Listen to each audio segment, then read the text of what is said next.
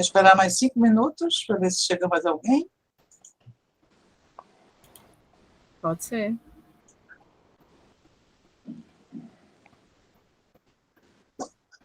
Então, Eu acordo todo dia assim, ai meu Deus. Então, eu vou encerrar a gravação e botar para gravar depois, tá melhor? Não, pode começar. Pode começar. Já está gravando, então. Nossa quinta reunião Cuti-Cuti, do Petiacuti, do Memoráveis, do grupo Memoráveis Manifestações Gráficas Afetivas. Só você vai mediar hoje? Vou. Na ausência de Fernando, a gente é dividido, né? Mas tudo bem, tranquilo. Você me ajuda, Camila. Certo, combinado. Então, muito bem. Então, vamos começar hoje com Laís Helena. Aniversariante, tá? Eita! Parabéns. Parabéns, Obrigada, gente. Que bom, que bom. Laís Helena. Vou começar aqui. Vá. Deixa eu só tentar partilhar.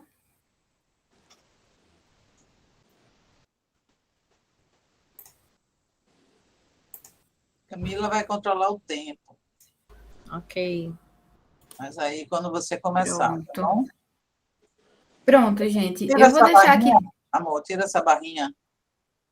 Ocultar. Pronto. Pronto. Tá todo mundo vendo? Conversando. Tá todo mundo vendo. Pelo menos eu estou vendo. Sim.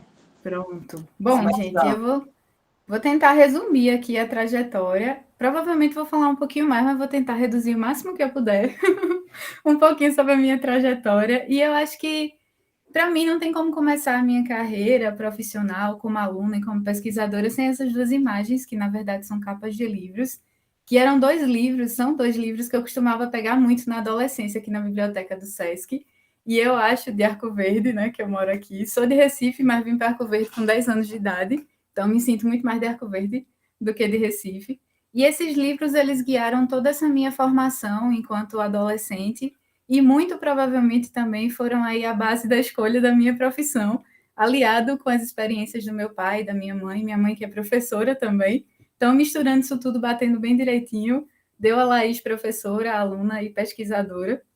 Essa frase do Gombrich, eu acho que é o que me guia hoje, né? Então, passei a escolher cintos e pudins a partir dessas referências imagéticas, com certeza. E a história já começou por aí, sendo a grande regente da minha formação. Eu tenho graduação, mestrado e doutorado em design. A graduação eu fiz no Centro Acadêmico do Agreste, então já fui aluna de muitos memoráveis, desde 2006. Em 2010, eu me formei como graduanda em design, recebi o prêmio Avante Design de melhor trabalho de conclusão de curso no ano. E no mestrado, eu assumi as pesquisas sob a tutela do professor Silvio Campelo, também memorável. E aí ele me guiou no mestrado e no doutorado. E nas bancas dessas 3 formações, eu tive também a oportunidade de ter a professora Solange. Então, ela também, outra importante e memorável, participou de toda a minha história e da minha formação acadêmica. Na graduação, no mestrado e no doutorado, a gente tentou buscar essa relação entre brinquedos educativos infantis e emoção, essa relação entre design e emoção, e como essa dimensão emocional podia influenciar na escolha desses brinquedos a partir da relação da criança com eles. Então, no começo, na graduação, a gente foi para elementos formativos do brinquedo, cor, forma, textura, elementos formais. No mestrado, a gente escolheu, já sob a tutela do professor Silvio Campelo, a gente escolheu um brinquedo do Centro de Educação da Federal, e aí desenvolvemos ferramentas que avaliavam a interação da criança com o brinquedo.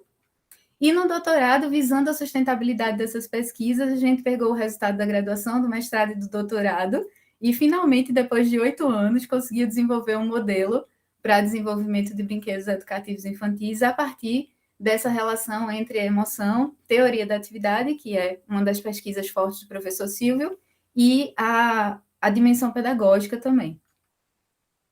Além dessa formação da pós-graduação, eu tenho como formação extra especialização em produção de moda e stylist e metodologia do ensino de artes. Então, fui colocando aqui também, porque pode ser que uma dessas habilidades possa ser interessante para as nossas pesquisas, se eu possa contribuir de alguma maneira para as pesquisas dos memoráveis. Como atividades de ensino, eu tive a oportunidade de lecionar nas principais instituições de ensino de design de Caruaru e região. Então, eu comecei em Santa Cruz do Capibaribe, na FADIRE, depois eu fui para a FAVIP, a Unifavip, o ITEP, a UFPE, então consegui ser professora substituta do CA por 2 vezes, e também no SENAC, que além de professora, eu fiz parte do núcleo docente estruturante, então também foi uma experiência bem legal enquanto formação. Aí aqui eu coloquei alguns pouquinhos dessas experiências também. Esse prêmio a gente conseguiu na FADIRE, o segundo concurso cultural Moda que Recicla. Eu participei da organização em relação à demanda cultural, né? Eu fui da comissão cultural do Intercom Nordeste, que a gente recebeu na FAVIP em 2016. Eu sempre estou no departamento cultural, porque no CID, quando eu era aluna de mestrado, eu também fui, sob a tutela da professora Paula Valadares, participei da organização dentro do setor cultural também. Dentro do SENAC, eu participei, a gente organizou como núcleo docente estruturante desfiles, organização de projetos sociais, enfim. E aí uma delas que eu coloquei aqui para ilustrar foi a FENEARTE 2018, em que a gente desenvolveu a coleção inspirada no cavalo marinho, do mestre Salu, então foi uma experiência também bem legal enquanto memória, emoção e moda, foi bem interessante a experiência. Aí eu já falei um pouquinho sobre a atividade de gestão. Nessa parte de gestão de instituições públicas, eu participei como parecerista na área de design e moda dos editais de Fucultura 2014, 2015 e 2016, 2017. E aí, como pesquisas, eu integro hoje 3 grupos de pesquisa. Design da informação, que está ligado à pós-graduação em design, né? Nutrientes criativos, que é ligado à sustentabilidade e moda. E os memoráveis, a partir desse ano, também é o meu 3º grupo de pesquisa. Hoje, eu tive a oportunidade, né, a surpresa de descobrir, na verdade, eu estou fazendo hoje a coordenação também de um projeto de pesquisa na FACEP, foi aceita numa seleção de cientistas inovadoras esse ano, em 2022, então estou na coordenação desse projeto de pesquisa. Como projeto de extensão, a gente está organizando agora o evento Cochichando Sério, que inclusive eu coloquei aqui o print do evento, que vai acontecer dia 29, 30 e 1 de dezembro agora desse ano, então vai ser um evento ligado a sustentabilidade, moda, empreendedorismo, vai ser bem interessante também, então está todo mundo convidado. E como projeto de pesquisa, como integrante, eu faço parte de 4 hoje, o Lavanderia Têxtil, o Moda e Plástico, Nutrientes Criativos e o Design, Economia Criativa e Economia Circular, que é o núcleo mãe dessa pesquisa que hoje eu coordeno na FACEP, e os outros 3 são braços dessa pesquisa do grupo de pesquisa Nutrientes Criativos. E a partir deles, a gente conseguiu alguns prêmios também no Colóquio de Moda, está publicando 2 livros, um vai ser lançado no Cochichando e um deve sair daqui a pouquinho também, sobre a pesquisa de lavanderia. Aqui são algumas ilustrações para vocês entenderem o que é que a gente faz nesses grupos de pesquisa. Então, esse é o livro que vai ser lançado no Cochichando.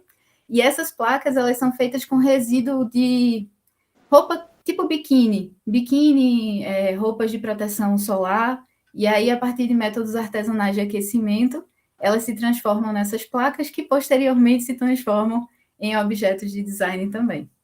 Esse é o de plástico, esse aqui é o de lavanderia, esse resíduo vem nessas máquinas secadoras de jeans, do Polo Confecção do Agreste, e aí a gente misturando transformou em um compósito para também desenvolver produtos. Então, é uma nova experiência. Em produções culturais, eu tive a oportunidade de coordenar agora em 2000, foi aceito em 2021, eu coordenei agora em 2022, o projeto Design Delas, em que eu tive a honra de entrevistar a professora Solange, 3 memoráveis, a professora Solange, a professora Edna e a professora Paula Valadares, então as entrevistas ainda estão disponíveis online no canal do projeto.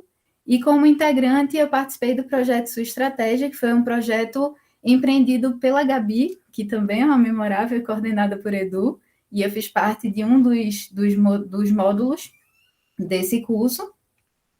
Aí aqui tem algumas ilustrações sobre o projeto, lindo. Essa identidade visual foi desenvolvida pela Gabi, que fez parte também do design delas. As entrevistas estão lindas também, minha gente, muito legal. E aqui algumas imagens ilustrativas do projeto Sua Estratégia, que na verdade foi um curso online, e aí durou 3 meses, se eu não me engano, com 6 módulos, E o primeiro módulo foi comigo. A gente desenvolveu técnicas para empreendedores, para empreendimentos em design, moda e artesanato. E eu acho que é isso, pessoal. Corri um pouquinho, mas ainda faltou, né? Ainda sobrou tempo.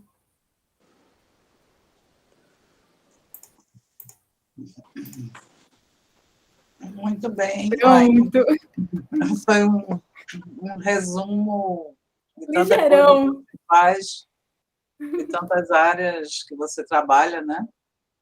Na verdade, no fim das contas, eu esqueci de colocar, enquanto eu estava apresentando, pensando nisso, eu não coloquei as principais áreas, né? Então, eu trabalho mais ou menos com educação, sustentabilidade e também na área de história. Eu acho que, no fim das contas, a maioria das minhas experiências enquanto docente foi muito nas disciplinas de história. Então, história está permeando todas essas outras áreas. Acho que é isso.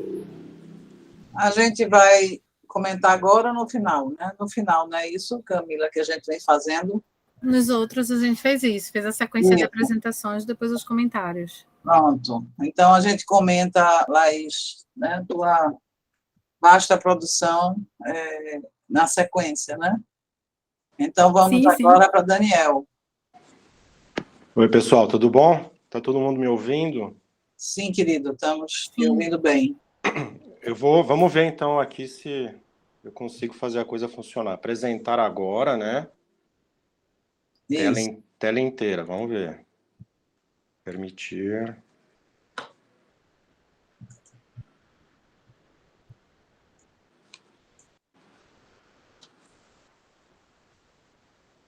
Tá dando um problema que eu... Não tá rolando, né? Você pode minimizar essa aba do Meet, e aí fica só do seu material. Vamos ver.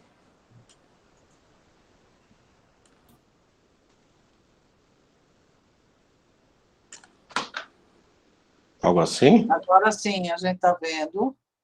Mas tá... Falta colocar em tela inteira. Né? Se eu botar em tela cheia, vai rolar? Será? Isso. Vamos ver. Acho que sim.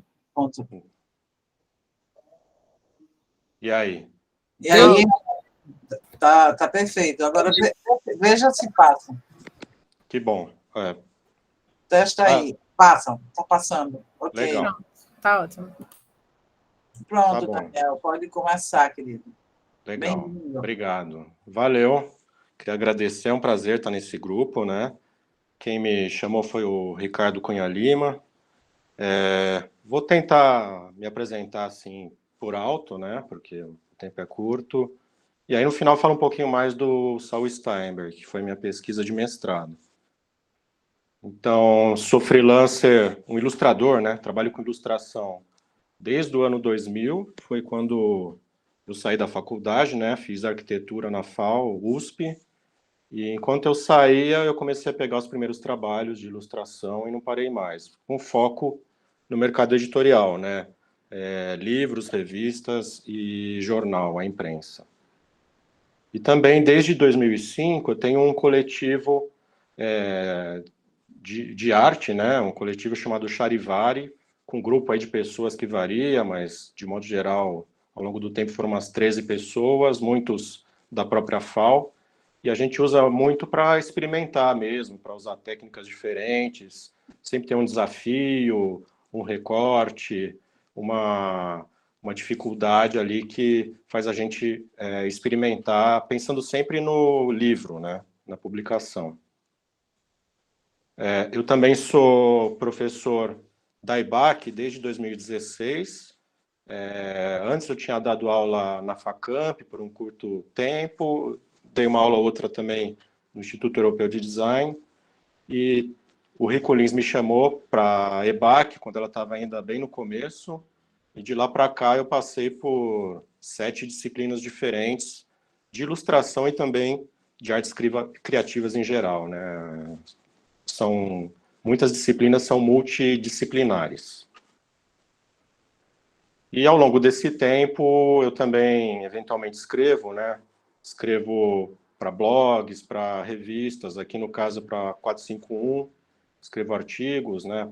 Bravo, 451 e outras revistas, às vezes. E também, ao longo do tempo, fui escrevendo textos para lugares diversos, mas muitas vezes para o blog da CIB, né? Sociedade dos Ilustradores do Brasil.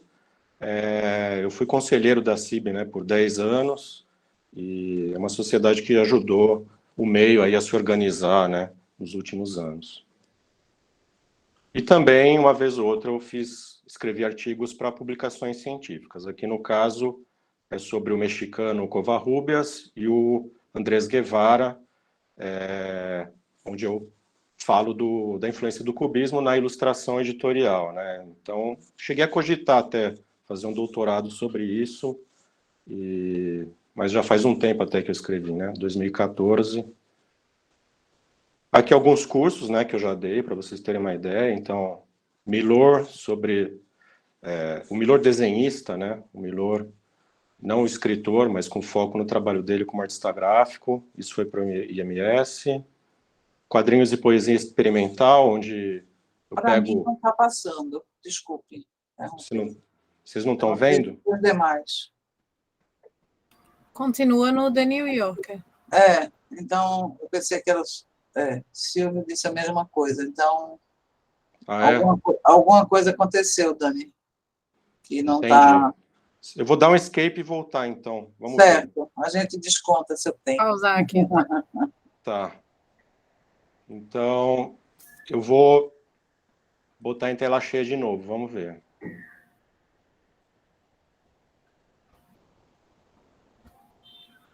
Vocês estão vendo o que agora? A gente está vendo o artigo. O artigo. Tá bom. Então, por enquanto está rolando. Esse, então, é o artigo que eu acabei de mencionar, né, sobre o Covarrubias e o Guevara. Eu escrevi para uma revista da Universidade Federal de Santa Catarina. Aqui, então, os cursos, vocês estão vendo, Milor? Sim. Ok. Sim. Legal. Então, um curso sobre o Milor, para o IMS. Aqui um curso sobre quadrinhos e poesia experimental, onde eu jogo um olhar mais atento para a produção relacionada ao concretismo, né, do poema Processo, que é aquele movimento de Natal, Rio de Janeiro e outras localidades.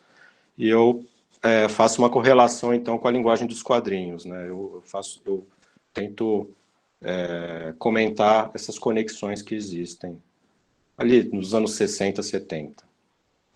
História da ilustração editorial, um curso que eu dei também há pouco tempo e onde eu fui abusado aí, realmente, eu falo da história ao longo do tempo, ali desde o século XIX até os tempos atuais, tanto do Brasil como do exterior. Então, por exemplo, aqui é um frame dessa aula, né?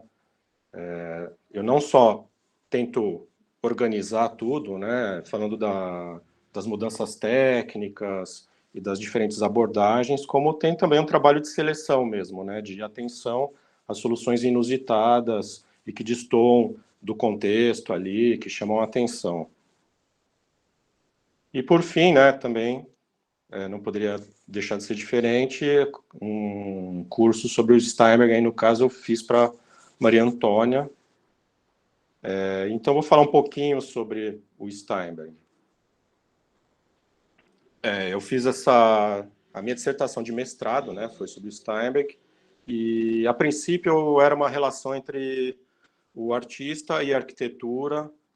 Quando chegou na qualificação, o Chico Homem de Mello sugeriu que eu falasse sobre toda a obra dele, tamanha era a quantidade de informação que eu tinha coletado, e, de fato, não havia ainda nenhum livro que falasse de toda a obra dele até a morte, né, em 1999, do Steinberg. Então, acabou sendo isso, mas com foco na produção das artes gráficas, quer dizer, a relação entre o trabalho do Steinberg e o meio das artes gráficas, porque os textos, em geral, era muito comum a gente perceber que eram feitas comparações com as artes plásticas, e eu quis jogar um enfoque bastante forte na área das artes plásticas, e aí eu menciono a geração Pasquim, quem influenciou Steinberg, quem foi influenciado por ele, de Milton Glaser a Ziraldo e Milor, né?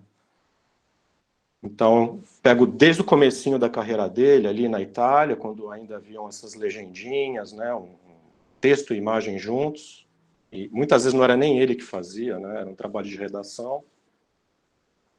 E passo, então, por toda a carreira. Eu organizei em ordem cronológica, mas cada capítulo fala de um momento da carreira dele e de uma abordagem específica. Então, aí está ele com essa linha fina, serpenteante, um mestre da ambiguidade e da ilusão.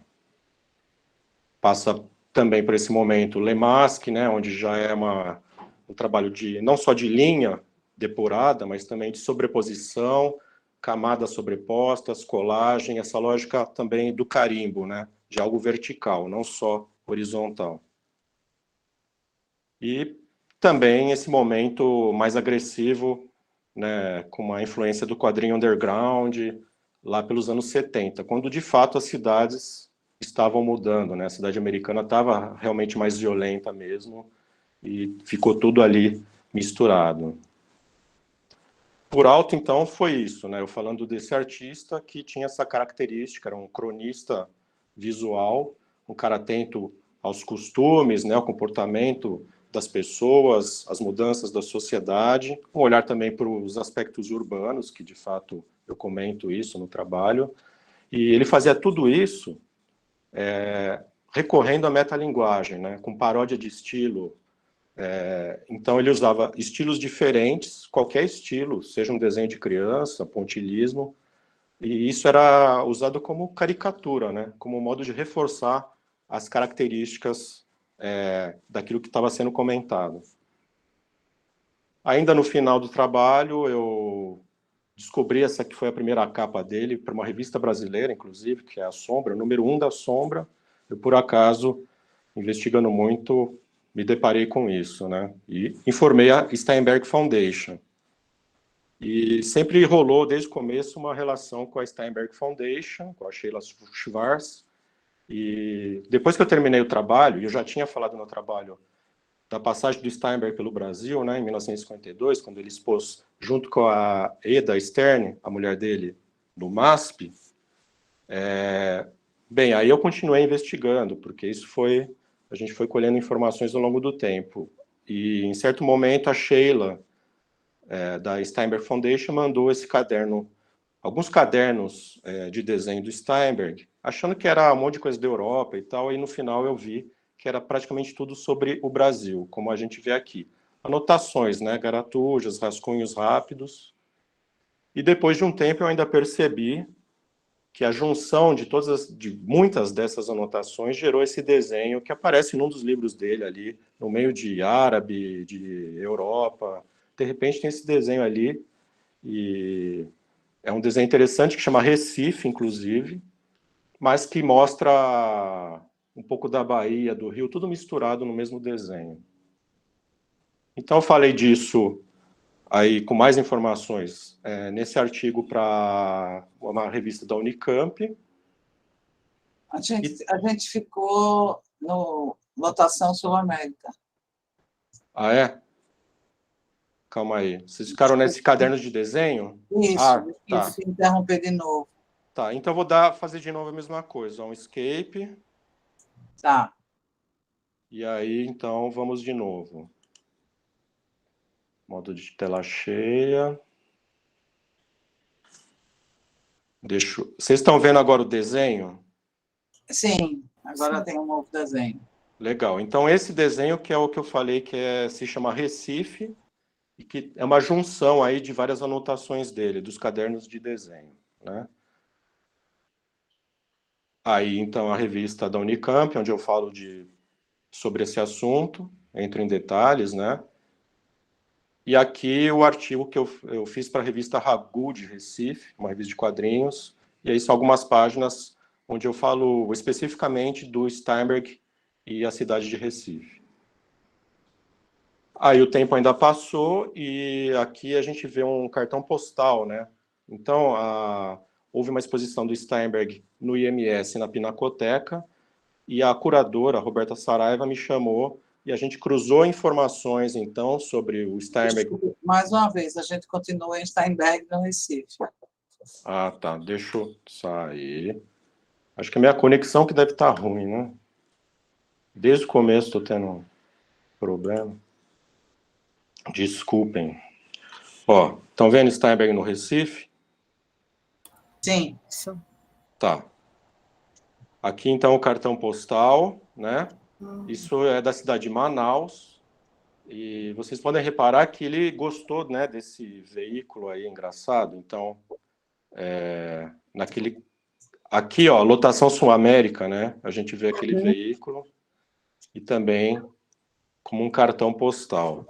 E então eu cruzei as informações com a Roberta, porque a Roberta foi para os Estados Unidos, ela também fez um levantamento na biblioteca de Yale, onde o Stein me deixou muita coisa. E aí a gente fez, então, para o catálogo da exposição, esse diário de viagem, né? São 40 páginas, com tudo organizado, toda a passagem dele pelo Brasil, em ordem cronológica, com os documentos, fotos, desenhos e etc. E é isso. Espero não ter passado muito do tempo com todos esses problemas. Eu sigo hoje, quer dizer, pesquisando por conta própria, né? Pensando em fazer doutorado. E deixa eu sair aqui. Pensando em fazer o doutorado. Calma aí, deixa eu só voltar aqui. Parar a apresentação. Eu sigo pesquisando, na verdade, por conta própria, né? O Ricardo percebeu isso e resolveu me chamar para me colocar em contato maior, né, com o meio, com o pessoal que está produzindo. Mas eu tenho interesse de fazer doutorado e continuar como professor e também ter uma carreira acadêmica aí mais focada, né? É que eu sempre trabalhei muito como freelancer, né, para o meio editorial, e aí eu fui adiando, sabe? Mas eu tenho a mania, inclusive, de comprar muita coisa mesmo. Eu fico garimpando e comprando revistas antigas, né, Para Todos, Fonfon, todo esse tipo de coisa, e vou incrementando aí, organizando as informações por conta própria, né? Maravilha, maravilha, Daniel. Que bom que Obrigado. você veio para esse grupo, né? Estou muito feliz. Um trabalho extremamente interessante, que a gente comenta depois, né? Legal. A gente vai na sequência com Fátima Finizola, e depois a gente volta para a grande discussão com todos. Vamos embora aqui tentar fazer esse resumo em 6 minutos. Eu pensei que eu ia ter tempo de entrar lá no site do Pet Acústica, botar lá, enfim, para rodar lá no aplicativo, mas vai tudo assim, contando aqui no reloginho mesmo. Deixa eu compartilhar aqui a apresentação com vocês. Aqui.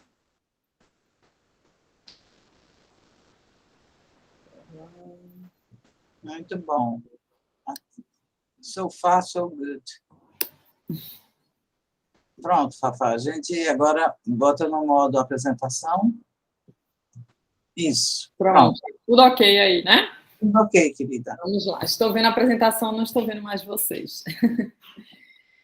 Vamos lá, deixa eu ver que horas são aqui, só para ter uma base. 6h39, né? 6h39, 16h39. Bom, sou Fátima Finizola, né, pesquisadora aqui em Pernambuco. Já tenho uma jornada aí relativamente significativa aí nos estudos, né, com essas aproximações no campo da memória gráfica, muito embora mais por um viés, né, voltado para os estudos, né, da produção, design vernacular e tipografia popular. Né? Então, o foco, enfim, das minhas pesquisas em geral, né, se situa mais nessa produção que se dá fora da academia, né, e que se trata de produtos similares com o que a gente produz, né, com que os designers formados, né, por instituições acadêmicas depois produzem mais adiante no mercado. Então, tudo começou, né, lá por volta de 1997, meu TCC, né, que, enfim, ao final do meu curso, né, que eu também cursei na UFPE, no campus Recife, né, na época era desenho industrial, programação visual. E aí, no final do curso, eu também comecei a me interessar já por essa vertente, né, do design. Né? Não me perguntem por quê, né? Eu sei que, na verdade, eu tinha meio que um encantamento por essa área, essa produção informal do design. Não sei se pelas minhas andanças pelo interior quando era pequena, porque eu ia muito para a feira com meu pai, enfim, mas isso sempre foi uma coisa que, né, encheu meus olhos e eu resolvi tomar isso para mim como objeto de estudo.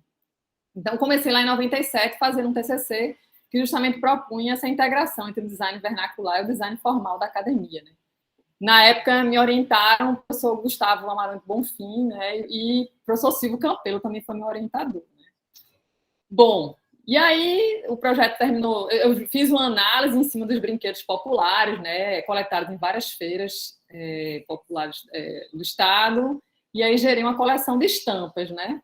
Bom, o tempo passou, né, continuei no mercado, né, logo em seguida, por volta de 2000, eu estava abrindo um estúdio próprio de design, né, fiquei uma boa temporada no mercado, mas não deixei de ficar namorando a academia ao longo desse percurso, né? Então, eventualmente, fui professor substituta da UFPE, né? Por 2 vezes também, no campus Recife, e aí retornei à UFPE no programa de pós-graduação para fazer a especialização em design da informação. Eu acho que foi até, inclusive, a primeira turma, né, do curso.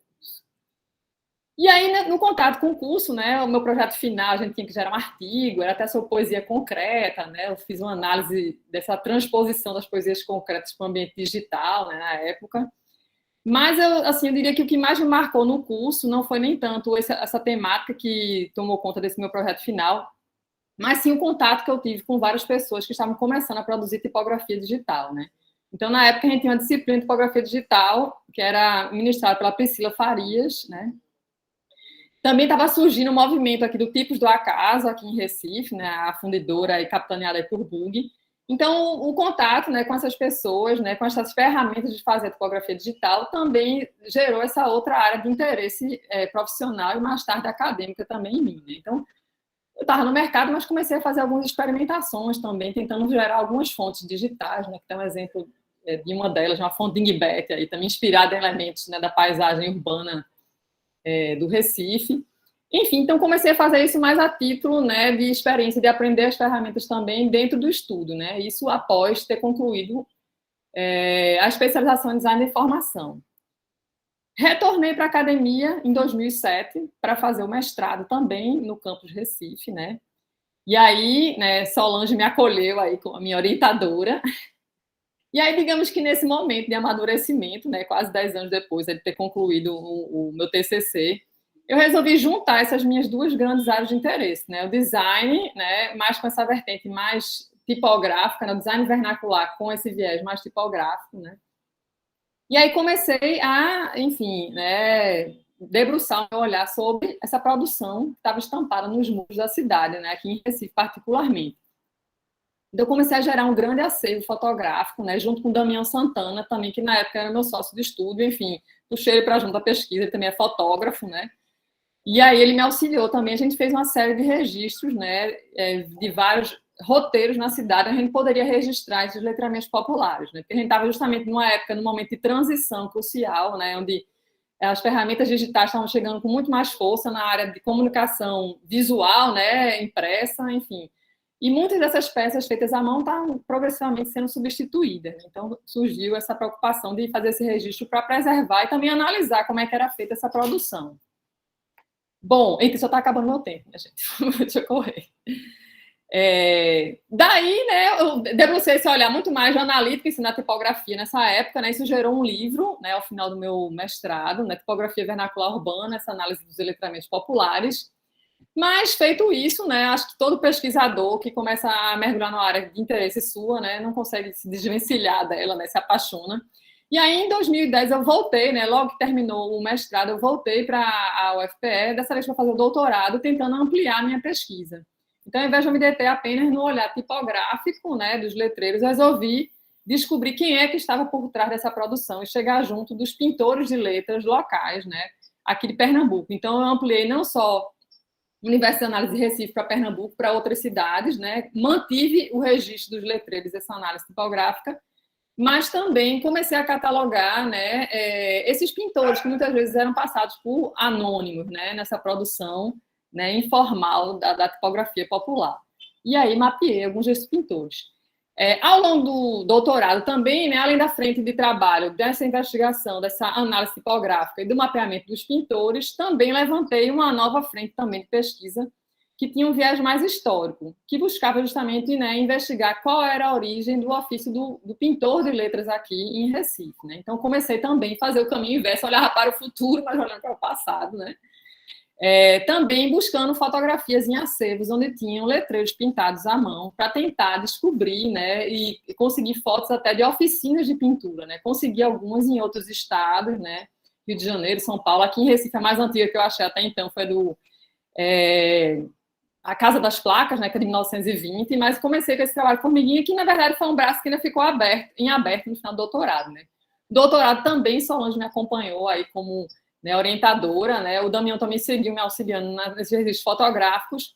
E antes mesmo de terminar o doutorado, eu tive a oportunidade de, né, ser, enfim, congratulada aí com o edital do Funcultura, e a gente lançou o livro, né, publicou o livro Abridores de Letras de Pernambuco, né, que trazia justamente, até então, né, onde tinha avançado as pesquisas. Né? O intuito do livro era não ser tanto um livro com essa pegada mais de texto, né, analítica, como foi o primeiro livro, Tipografia Vernacular Urbana, mas também um livro que trouxesse imagens e fotografias desse universo. Né? Então, a gente publicou em 2013 via Funcultura.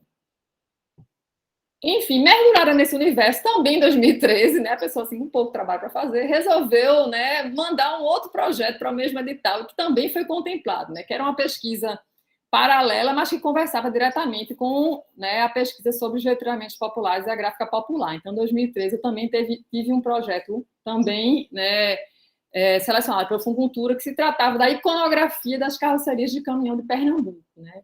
E, na verdade, a finalidade do projeto, né, era eu fazer um mapeamento visual e depois gerar uma fonte de Ingbet, né, como forma de fazer esse registro também nessa produção aqui do patrimônio cultural local. Né? Então, também foram feitos mapeamentos de várias ornamentações de caminhão, né? Mais tarde veio o trabalho do Jonas, aí fiquei super feliz também de ver isso sendo feito em outras localidades, e aí foi gerada uma fonte digital, aqui também a carroceria.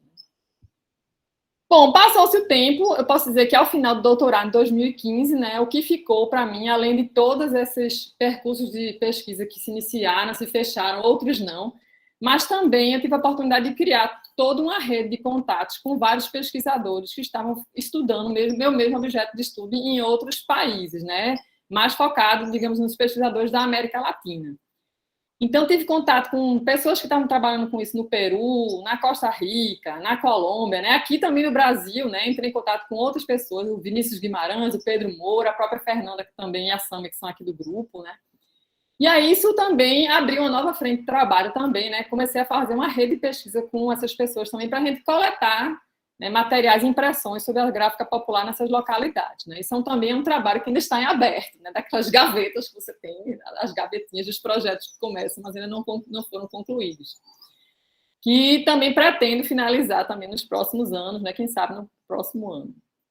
Bom, voltando agora um pouquinho para a parte acadêmica, né, onde eu estou envolvida mais atualmente, né, em 2015 eu me tornei professora efetiva da UFPE, mas do campus Caruaru, né, que está situado no Agreste. E aí, assim que eu cheguei no campus, eu assumi as disciplinas de tipografia, né, são 3 disciplinas de tipografia, tanto de design com tipos, mas de tipos, mas também de produção gráfica, né, mas também meio que recebi de herança, né, o Laboratório de Tipografia do Agreste, que foi fundado pelo Bug, também memorável aqui do grupo, né, por volta, acho que 2008, que ele fundou o Laboratório de Tipografia, e já havia essa demanda, por o curso ter muitas disciplinas de tipografia e ter o laboratório, já existia, né, essa demanda por esse conhecimento tipográfico lá dentro do próprio campus, que eu também, enfim, como entusiasta também da área, resolvi levar adiante. Né? Então, a partir disso, hoje eu estou integrada no Laboratório de Tipografia do Agreste, né? E temos desenvolvido alguns projetos também, né? Então, como fruto das disciplinas, eu tenho alguns projetos com base em tipografia experimental, né? Então, a gente, né, fez produção de alfabetos mais experimentais, utilizando fotografias, pinturas, modelagens, enfim, técnicas diversas, criamos fontes de Ingbet, enfim. E está sendo, pouco a pouco, constituído esse acervo, né, desse projeto de extensão chamado Tipos Agreste. Chegou a ser feita uma exposição em 2018 aqui no Festival de Inverno em Garanhuns, mas como a disciplina ainda continua ativa, né, é um acervo que constantemente está sendo atualizado. Né? Então, aqui é só para ter ideia de projetos já dos alunos. Né? Então, hoje eu estou focada, né, digamos que essa imersão na UFPE me fez, talvez, sair um pouco do meu lugar, né? Enfim, onde eu estava colocando à frente algumas das minhas pesquisas, mas também me voltar também para essa difusão de conhecimento tipográfico junto aos alunos do campus, né? Também a gente notou a necessidade, né, um interesse muito grande dos alunos em saber mais sobre as técnicas de impressão tipográfica e de gravura, né? Talvez essas interfaces entre as técnicas de produção gráfica que estavam caindo em desuso, também com artes gráficas, artes visuais. E também, a partir de 2020, a gente começou um outro projeto de extensão lá chamado Experimento Tipográfico, né? Então, esse projeto trabalhou com alunos, tanto, né, enfim, apresentou para técnicas de impressão tipográfica, né? A gente, enfim, quando o Bug ele mudou de universidade, foi trabalhar na UFC, ele levou o acervo tipográfico laboratório com ele, que na verdade era dele, o acervo, né? Então a gente começou a reconstruir a passo de formiguinha, né? Algumas fontes tipográficas conseguimos, mas também começamos a trabalhar nessa outra frente, de trabalhar com, né, gerar gravuras, matrizes, né? Também para fazer, enfim, trabalhar também com essa parte de tipografia e produção gráfica com essa pegada mais experimental.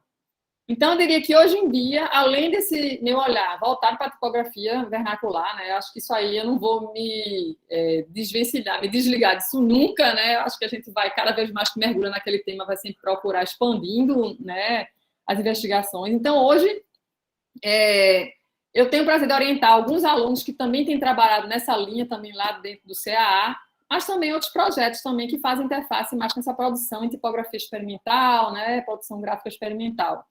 Então, hoje em dia, as minhas áreas de estudo estão muito mais focadas nisso, né? Na tipografia vernacular, buscando também essa volta ao passado, né? Eu estudo muito mais, talvez, a manifestação da memória gráfica viva, né, que está aqui no presente, mas eu também comecei a me interessar por essa volta para também saber um pouquinho das origens.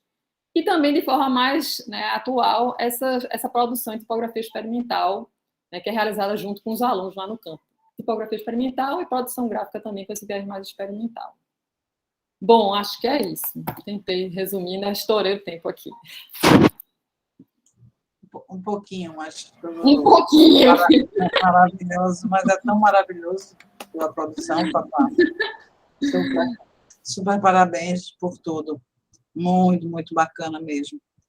Valeu. Então, a gente conversa daqui a pouco, depois você fala do site, do Instagram, do Abridores de Letras, e é tão bonita essa sua trajetória, mas vamos dar continuidade e convidar nosso querido Marcos Braga. Obrigado, Silêncio. Vou compartilhar aqui também em tela cheia, tá? Só um momentinho.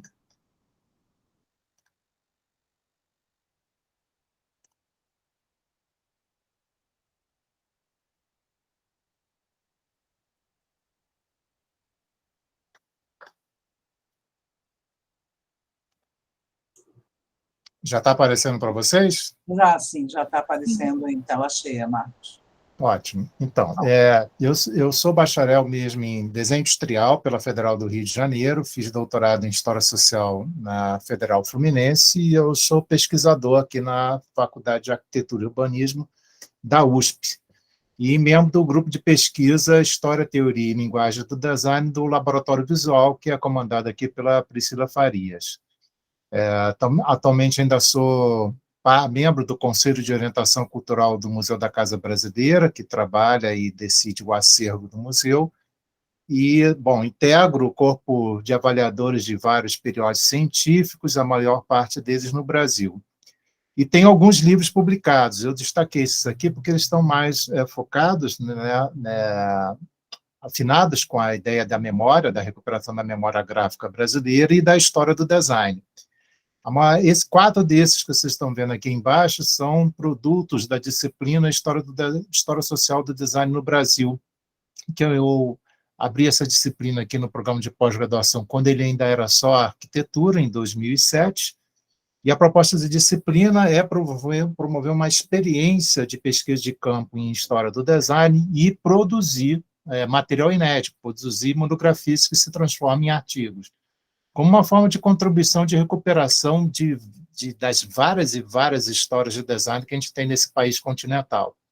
Então, aqui o primeiro é um exemplo de monografias que foram aproveitadas como capítulos de um livro, sempre que possível produzo livro desses trabalhos de recuperação de histórias inéditas, e essa disciplina ela foi replicada, né, a convite, em outras universidades, em outros programas de pós-graduação em design, como no Rio Grande do Sul, na Federal do Rio Grande do Sul, na UENG, com o pessoal lá, tá, com a Regina, e na Federal do Paraná, onde a gente teve a oportunidade também de recuperar várias histórias de design, tanto gráfico quanto de produto, sempre histórias do Estado, promovendo, então, aí o que eu chamaria uma recuperação de histórias de design de base, né? Histórias pequenas, histórias bem recortadas, para que, através de uma produção massiva de histórias de design no nosso país, a gente consiga, posteriormente, ter uma visão mais panorâmica e conseguir fazer histórias de narrativas mais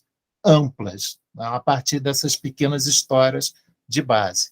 Tem também uma outra disciplina que eu dou aqui com a Priscila Farias, que é a memória gráfica, justamente. Cultura material e memória gráfica, que tem também uma mesma intenção, que é produzir conteúdo e produzir trabalhos inéditos sobre pesquisas práticas de campo em relação a histórias inéditas que envolvam especificamente a memória gráfica, entendendo aí memória gráfica como um campo, em termos de objeto de estudo, um pouco mais amplo do que a história do design, e depois a gente pode conversar sobre isso. Bom, aqui um pouco das pesquisas, projeto de pesquisas que está em andamento nesse momento. Uma deles que é mais abrangente, onde tem uma série de pesquisas em andamento com vários orientandos, são esse, Design Gráfico Moderno, Origem e Delimitações. Então, estuda a origem, definições, os marcos históricos e conceituais que delimitaram o design gráfico moderno, nas suas dimensões temporais, epistemológicas, geográficas, culturais e profissionais, mais especificamente uma história do design gráfico no Brasil, né? E aqui um pouco de pesquisas que foram rapidamente pesquisas concluídas dentro desse projeto, com alguns orientandos. Aqui o trabalho da Rita de Faria, que foi formada na EST, depois fez mestrado aqui comigo, onde a gente recuperou aí, mapeou a história da Emily Chamy, né, artista gráfico que estudou lá no IAC do MASP em 1951 a 53, trabalhou no Forma e Forma com Rui Martins, e tem uma trajetória de décadas na área, e que, apesar de ter sido reconhecida ainda viva, ela atualmente tem sido esquecida na história do design. Então, a gente fez aí uma recuperação da trajetória dela para recolocá-la e recolocar ela na história do design gráfico brasileiro. Um outro trabalho, para ir numa outra dimensão, o anterior foi mestrado, esse aqui é Iniciação Científica, da Luísa Vasconcelos Rodrigues, a gente analisou o pós-modernismo gráfico da revista da ADG, da Associação de Design Gráfico, um trabalho aí levado o Luciano Cardinali e a Cecília Consolo.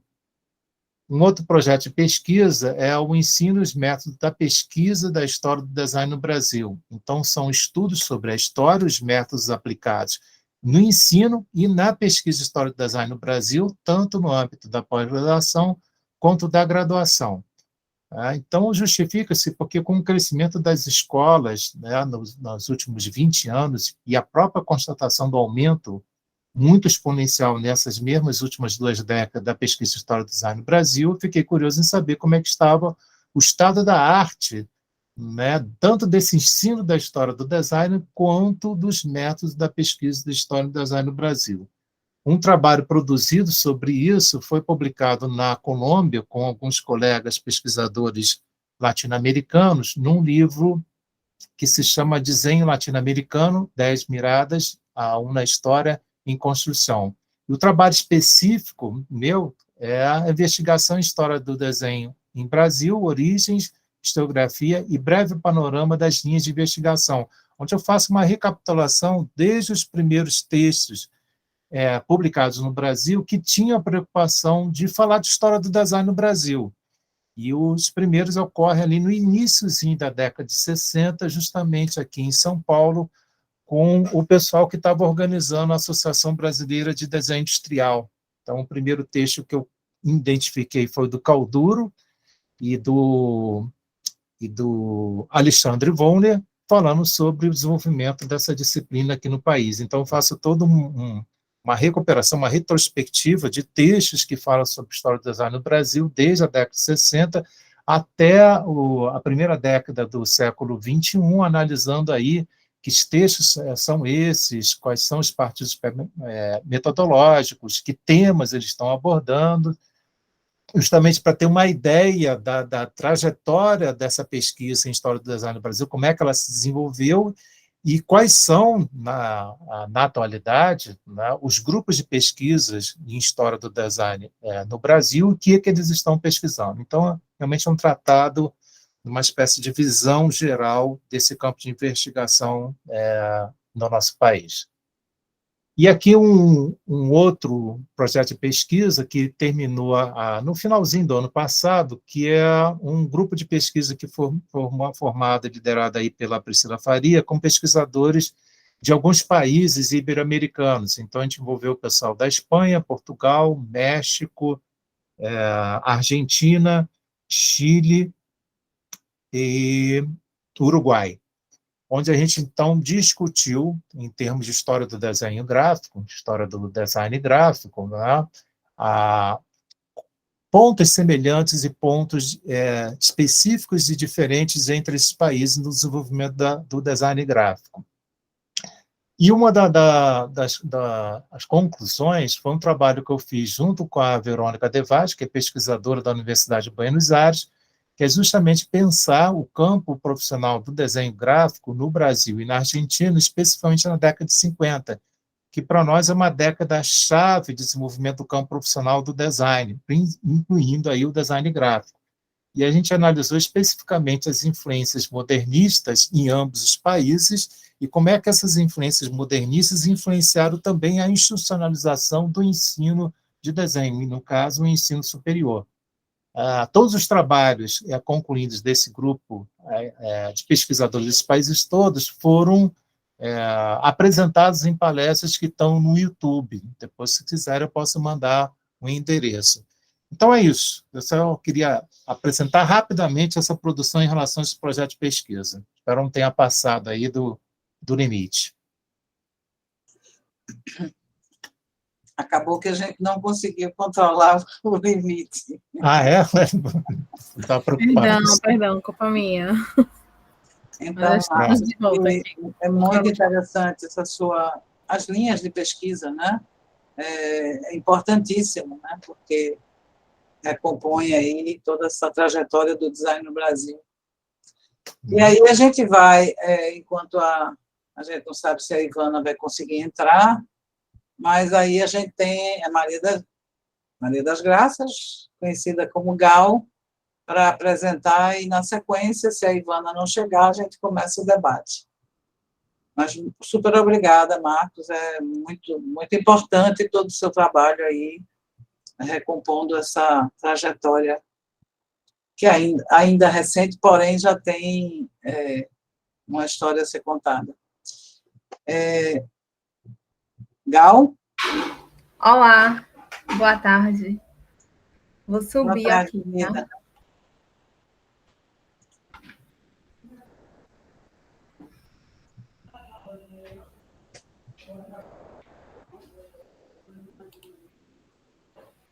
Sim, Marcos, coloque o link, por favor.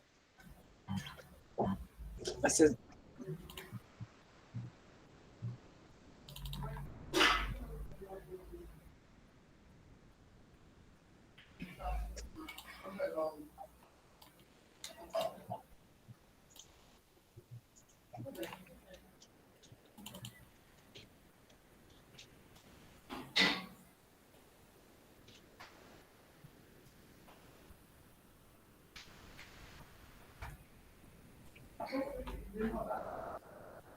Acho que...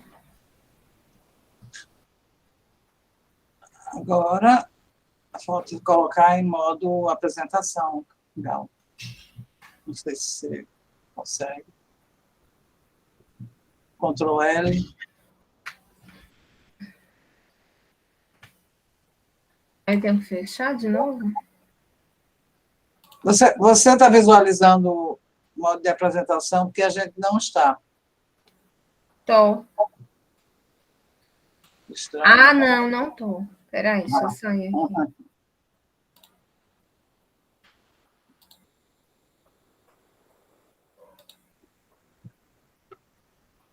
Deixa eu ver se vai agora.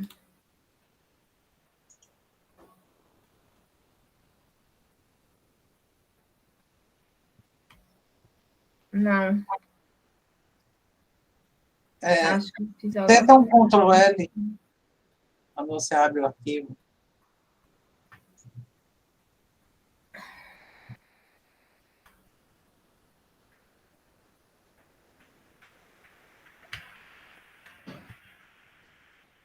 Aí.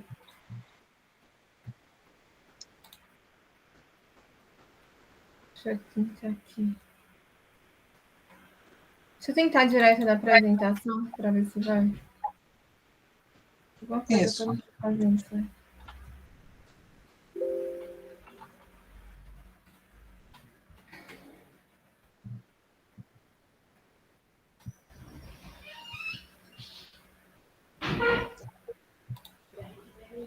Ai, não estou conseguindo. Então, deixa daquele jeito, você amplia um pouco. Deixa eu ver aqui agora. Para a gente não...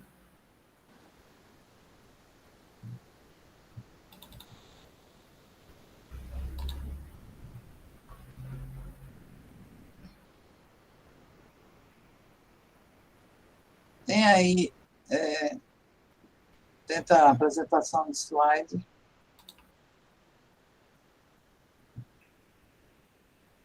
Eu aumentei aqui, mas não está indo. Não consegue não uma apresentação de slide lá em cima? Não. É porque está aí com a... Eu vou tentar mais Porque uma antes vez. você estava com PDF, né?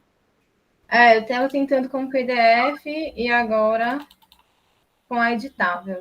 Deixa eu tentar aqui mais uma. A Fá quer ajudar? Não, é porque Eu eu ia achei. dizer isso, está aparecendo as bordas do programa todinho. Teria que ver se consegue colocar, né? Como um slide mesmo. Mas era um PowerPoint que ela fez.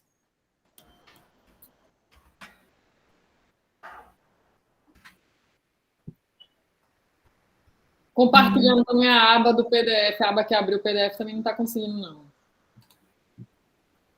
Era na aba do PDF que eu estava sugerindo um Ctrl L. Uhum.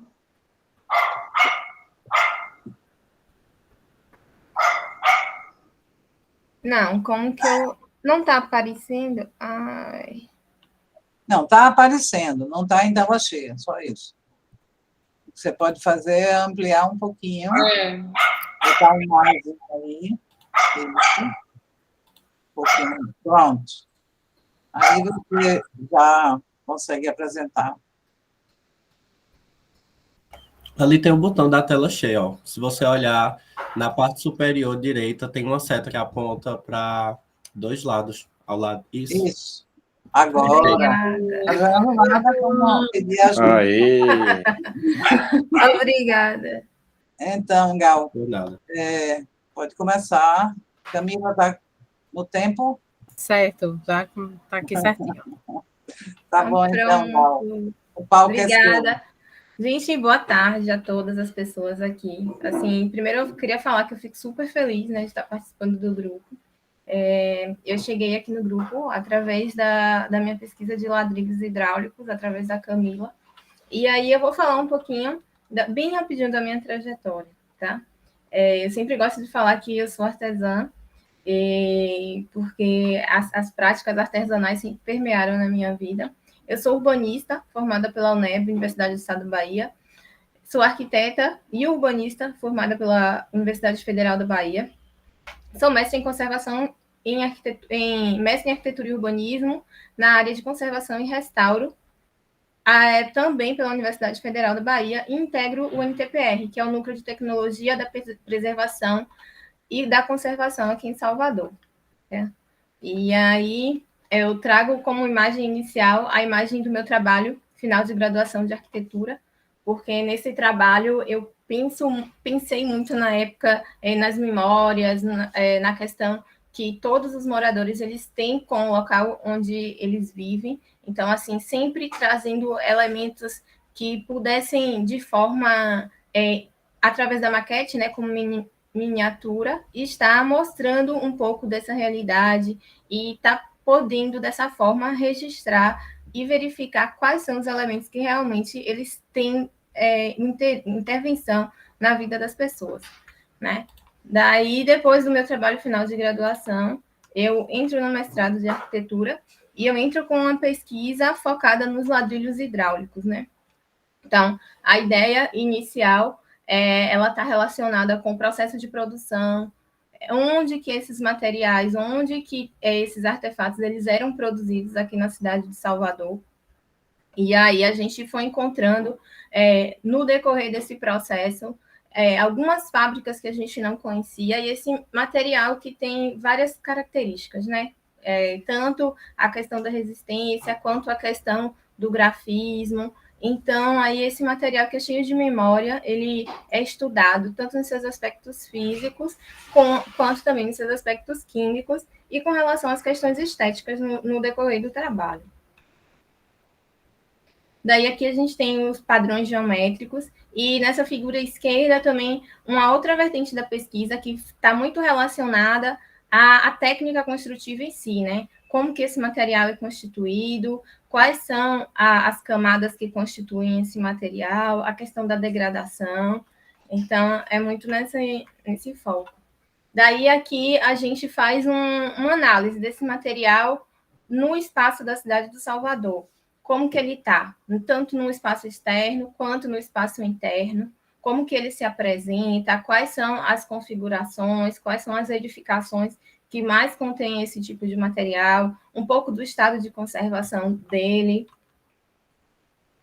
E no decorrer da pesquisa também, algumas questões relacionadas à memória e à história oral foram valorizadas, no sentido de que algo que a gente escutava, a gente tentava reproduzir.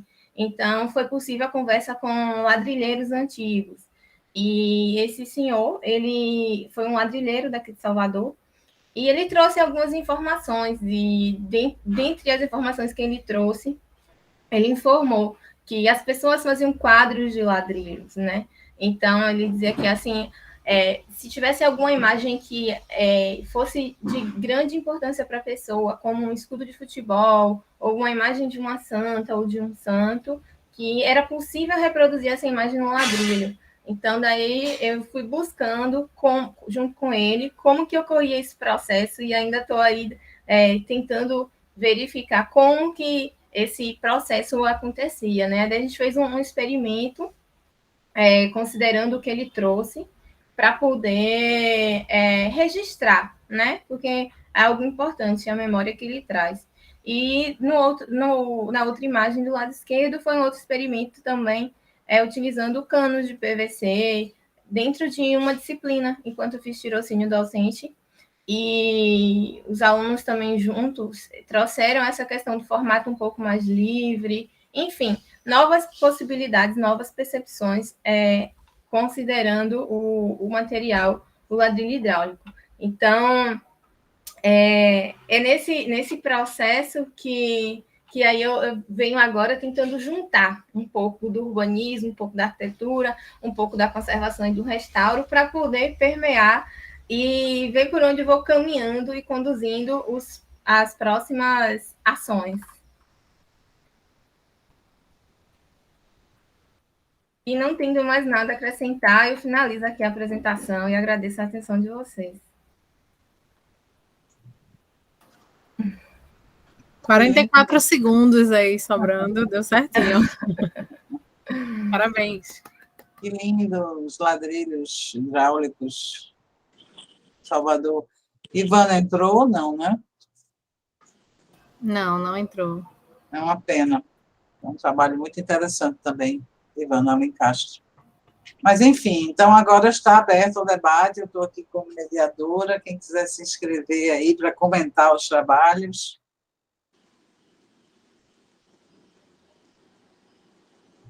Camila, você sempre começa. Pode ir, Camila.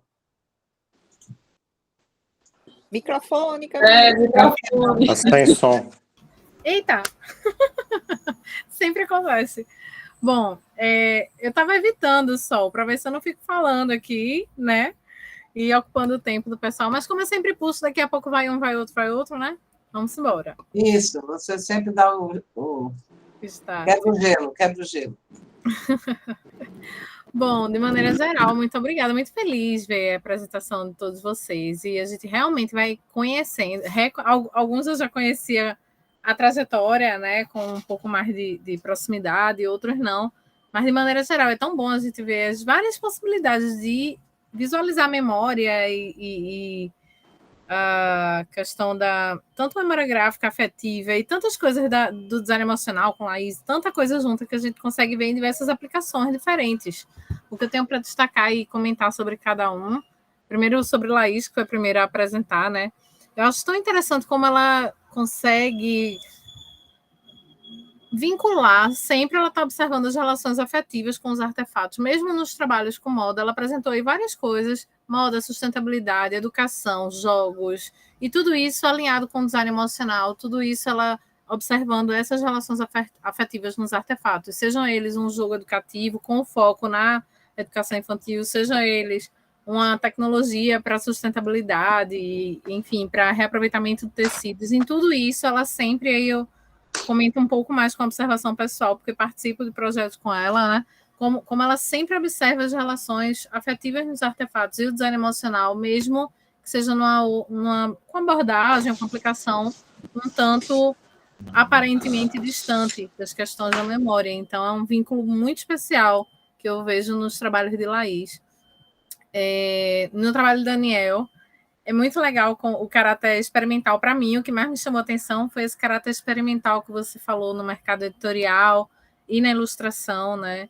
Acaba gerando produtos memoráveis, porque são produtos que manifestam e expressam cada vez mais, a partir do caráter experimental que você apresentou, o repertório da memória gráfica do nosso tempo, né? Não só da contemporaneidade, mas vem atrelando a história que vai se passando, mas com o que a gente vivencia hoje. Eu achei isso muito especial no teu trabalho. O contexto, e você traz isso observando tanto no contexto acadêmico, né, através da pesquisa e do ensino, né, também. Então, eu achei muito legal, Daniel. Deixa eu ver se eu tinha anotado mais alguma coisa. E muito legal também que você trabalha tudo isso na prática, que você disse, eu fiquei um pouco distanciado, porque estava dedicado aos freelas do mercado, mas isso tudo contribuiu muito quando você vai e publica um artigo contando essa experiência, né? Então, é uma distância relativa, porque você está ali contribuindo com a academia. Muito bom. Obrigada pela sua contribuição. Sobre Fafá, tem que parar, porque a pessoa se emociona para falar, né? Porque é um negócio, realmente, uma trajetória muito bonita, Fafá. A gente admira, eu admiro desde quando era há muito tempo que a gente vem admirando aí essa trajetória. Acho interessante como ela vai dizendo assim, eu fui gostando disso, daqui a pouco eu observei isso, aí fui passeando por aqui, fui produzindo coisas lindas no meio do caminho, fui gerando não intencionalmente todos esses produtos maravilhosos, né? O meu comentário para a Fafá é como ela realmente destaca o valor do vernacular para a gente, assim, como ela mostra esse encantamento que ela colocou na apresentação dela dizendo, eu não sei exatamente de onde veio, eu simplesmente me encantei com essas coisas. E aí esse encantamento você consegue trazer para a gente nos seus trabalhos, na sua trajetória acadêmica, nas coisas que você fez. É tão bonito, é realmente encantador, tanto para quem pesquisa a memória, né? E você leva esse encantamento para quem não está pesquisando nessa área. Muito, muito bonito o seu trabalho. E, para mim, particularmente, como companheira de trabalho lá no CA, também é muito bonito ver como você leva isso para os alunos, né? Estimulando nós, enquanto grupo de professores que curtem pesquisa nessa área, é muito bom perceber que você também é ativista, assim como eu, de levar isso para os alunos e está produzindo, sempre destacando a produção deles também, mostrando que isso vai construindo também a sua trajetória, né? A nossa, como professores, que vai sendo complementada a partir das atuações deles. Aí eu particularmente admiro muito isso, eu gostei muito da tua apresentação. Arrasou. E sobre Marcos, eu só fico babando aqui quanta experiência, principalmente sobre os desdobramentos da história do design no Brasil. É muita experiência compartilhada e os links que ele faz e apresentou aí naqueles livros, né? A história do design no Brasil, em Minas Gerais, no Paraná, não lembro agora exatamente qual outro estado, no Rio Grande do Sul, eu acho. Mas, enfim, tem alguns desdobramentos que vão sendo... Eu visualizo como desdobramentos da história do design no Brasil, que você apresentou hoje. É muita experiência representada, para além dos livros clássicos, né? Para além do que é ensinado numa disciplina de História do Design para alunos numa graduação, por exemplo. Então, acho que você está construindo uma produção enorme que tende a... Eu, particularmente, fico vendo assim, meu Deus, hoje o que a gente ensina em História do Design no Brasil para os alunos, ver o que ele está fazendo, ver que coisa legal, está construindo um arcabouço, um repertório muito importante para quem vem beber dessas fontes, para quem está vindo aí para nós, né? Mas principalmente para quem está vindo aí pela frente. Achei também muito bom o levantamento sobre os grupos de pesquisa. É um grupo de pesquisa que você está, acho que com Priscila Farias, né? E tem feito o levantamento desses grupos de pesquisa. Achei também muito, muito legal. Parabéns. E sobre graça, sou suspeita de falar por causa dos ladrilhos hidráulicos, né? Mas também acho muito legal o que eu assim, admiro no trabalho dela é como ela, sendo arquiteta, e quando eu conheci e a gente se encontrou, ela viu um trabalho meu, vamos lá e vamos conversar, e a gente começou a conversar, e até produzindo artigos juntas já, né, Graça? Mas o que eu acho muito interessante é como ela traz a expressão das memórias para as intervenções arquitetônicas. Isso ficou bem evidente para mim no seu trabalho de conclusão de graduação, que você mostrou hoje para a gente aqui. Para além das investigações com os ladrilhos, com as fábricas, que vem complementando toda essa construção desse repertório sobre esse artefato especificamente. Mas o que eu acho legal da tua atuação, para além da conservação e restauração, né, conservação urbana, é como você vincula as memórias nas intervenções arquitetônicas. E aí, eu acho que nesse grupo, já que ela também foi a última, né, eu não vou comentar de outros para parar de falar e ver se o pessoal fala agora. O que eu acho interessante é que nesse grupo não tem assim só quem pesquisa a memória gráfica nos rótulos de algum artefato ou nos impressos ou em revistas. Não são apenas os artefatos, é um grupo de pesquisa que reúne pessoas que, de alguma forma, trabalham, no caso Laís, com as memórias afetivas e esses vínculos do design emocional com os artefatos, e aí ela com a expressão das memórias nas intervenções arquitetônicas, e tem os que são bem escrachada a memória gráfica, vou usar esse termo bem popular, porque vimos aqui alguns hoje, mas tem os que eu acho que agrega muito ao grupo de pesquisa, porque traz olhares diferentes, com aspectos que a gente estuda e investiga nos artefatos, mas que também estão evidentes em outras atuações, em outras ações. Acho que essa mescla pode ser cada vez mais interessante para o nosso grupo, e para abrir o nosso olhar, e aí eu vou falar o meu olhar como designer, para além do que eu entendo até hoje com memória gráfica, para que cada dia eu comece a entender um pouco mais, olhando sobre outros aspectos, sobre outros pontos de vista, a partir dos trabalhos dos colegas, né, dessas outras pesquisas. Muito obrigada, muito bom o trabalho de vocês. Obrigada por compartilhar com a gente. E aí eu vou ficar quietinha para o pessoal falar agora, né, Sol? Isso. Muito bem. Alguém quer se inscrever aí, por favor, para comentar? Não, acho que só fazer um comentário. Eita, a Rola voltou, mas já que eu falei, né, daqui a pouco eu passo a palavra bem rápido. Quer falar, papá? Pode falar. Depois eu falo. Não tem Pronto. Eu acho que é justamente o que é rico é isso, que a partir dessas conversas, né, às vezes a gente sabe por alto o que cada um pesquisa, mas a partir dessas conversas a gente começa a vislumbrar também outros frentes de pesquisa e links, né, com as pesquisas de outras pessoas, né? Então, por exemplo, nessa minha jornada, né, de ir atrás um pouco sobre essa produção gráfica mais artesanal com os alunos, né, e por estar à frente da disciplina de produção gráfica e ver o trabalho da Helena, por exemplo, já fico assim encantada, né, com as coisas que eu posso aprender com o trabalho dela, né. Da mesma forma, Jonas, né, que eu comecei a fazer o levantamento de carroceiros de caminhão de uma forma assim, né, muito mais voltado para um levantamento, né, digamos assim, mais breve, voltado para um projeto cultural, né, que é gerar uma fonte, e depois ver ele fazendo todo esse levantamento, né, aprofundado em São Paulo, assim, aí eu fico Eu acho que a gente, quando começa a ver, né, esses possíveis links e também esses desdobramentos em outros locais que a gente pesquisa, acho que é super, né, a gente fica feliz e fica louco, né, fica mais motivado para fazer nossas pesquisas, né.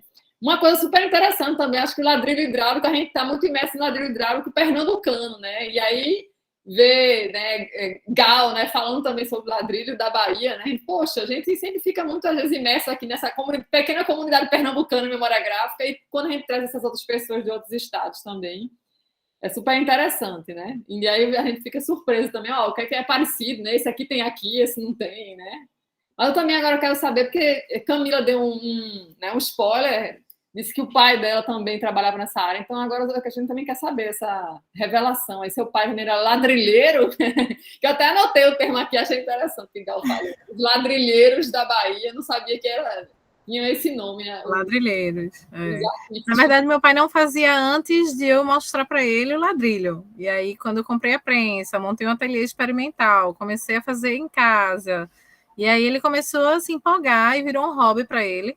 Só que eu tinha um objetivo muito acadêmico, né? Quer dizer, tinha um objetivo prático, experimental, acadêmico, mas não tinha nenhum objetivo comercial, ou enfim, meus objetivos eram de investigação, de experimentação. E ele começou a desenvolver um jeitinho dele de fazer painéis, porque minha mãe é artista plástica, trabalha com pintura em tela e tem um ateliê. Então ele disse, eu quero fazer quadro de ladrilho. Tua mãe faz quadro de tinta, tu faz ladrilho, eu faço quadro de ladrilho. E aí eu comecei que não, pai, mas olha, não serve para isso, não. Não é bem assim. E aí ele disse, quem disse que não serve? Eu vou tentar, eu vou testar, vou fazer do meu jeito. Então ele passou a usar muito mais a prensa e o ateliê do que eu, Fafá. Porque ele começou a experimentar possibilidades de representar os desenhos modulados. Então ele começou a fazer desenhos técnicos, sem querer, entre aspas, mas fazia uma modulação, dividia, contava quantos quadros para ir desenhando parte por parte de uma figura para reproduzir ela em várias pedras de ladrilho até montar os painéis. Então, isso em nenhum momento eu publiquei, eu incluí em nenhum projeto meu, porque isso foi um hobby que ele começou a fazer a partir das minhas pesquisas. Ele não fazia antes de eu pesquisar ladrilho, sabe? E aí, quando Graça disse que está também investigando com o ladrilheiro lá de Salvador, aí eu posso passar para ela algumas assim, desenhos de painho, como ele fazia ideias, enfim, depois eu vou trocar figurinhas com ela. Mas é isso, viu, Fafá? Não tem uma grande história. Foi hobby que ele gostou a partir do que eu comecei a pesquisar. E aí ele tomou conta do meu ateliê experimental, disse que era a prensa era dele, a ladrilha dele, e ele estava no ladrilho, né?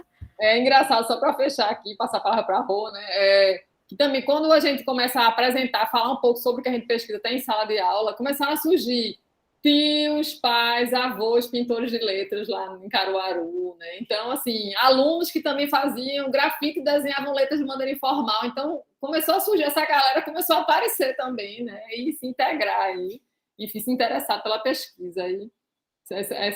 Enfim, isso também é interessante, né? Essa constatação aí.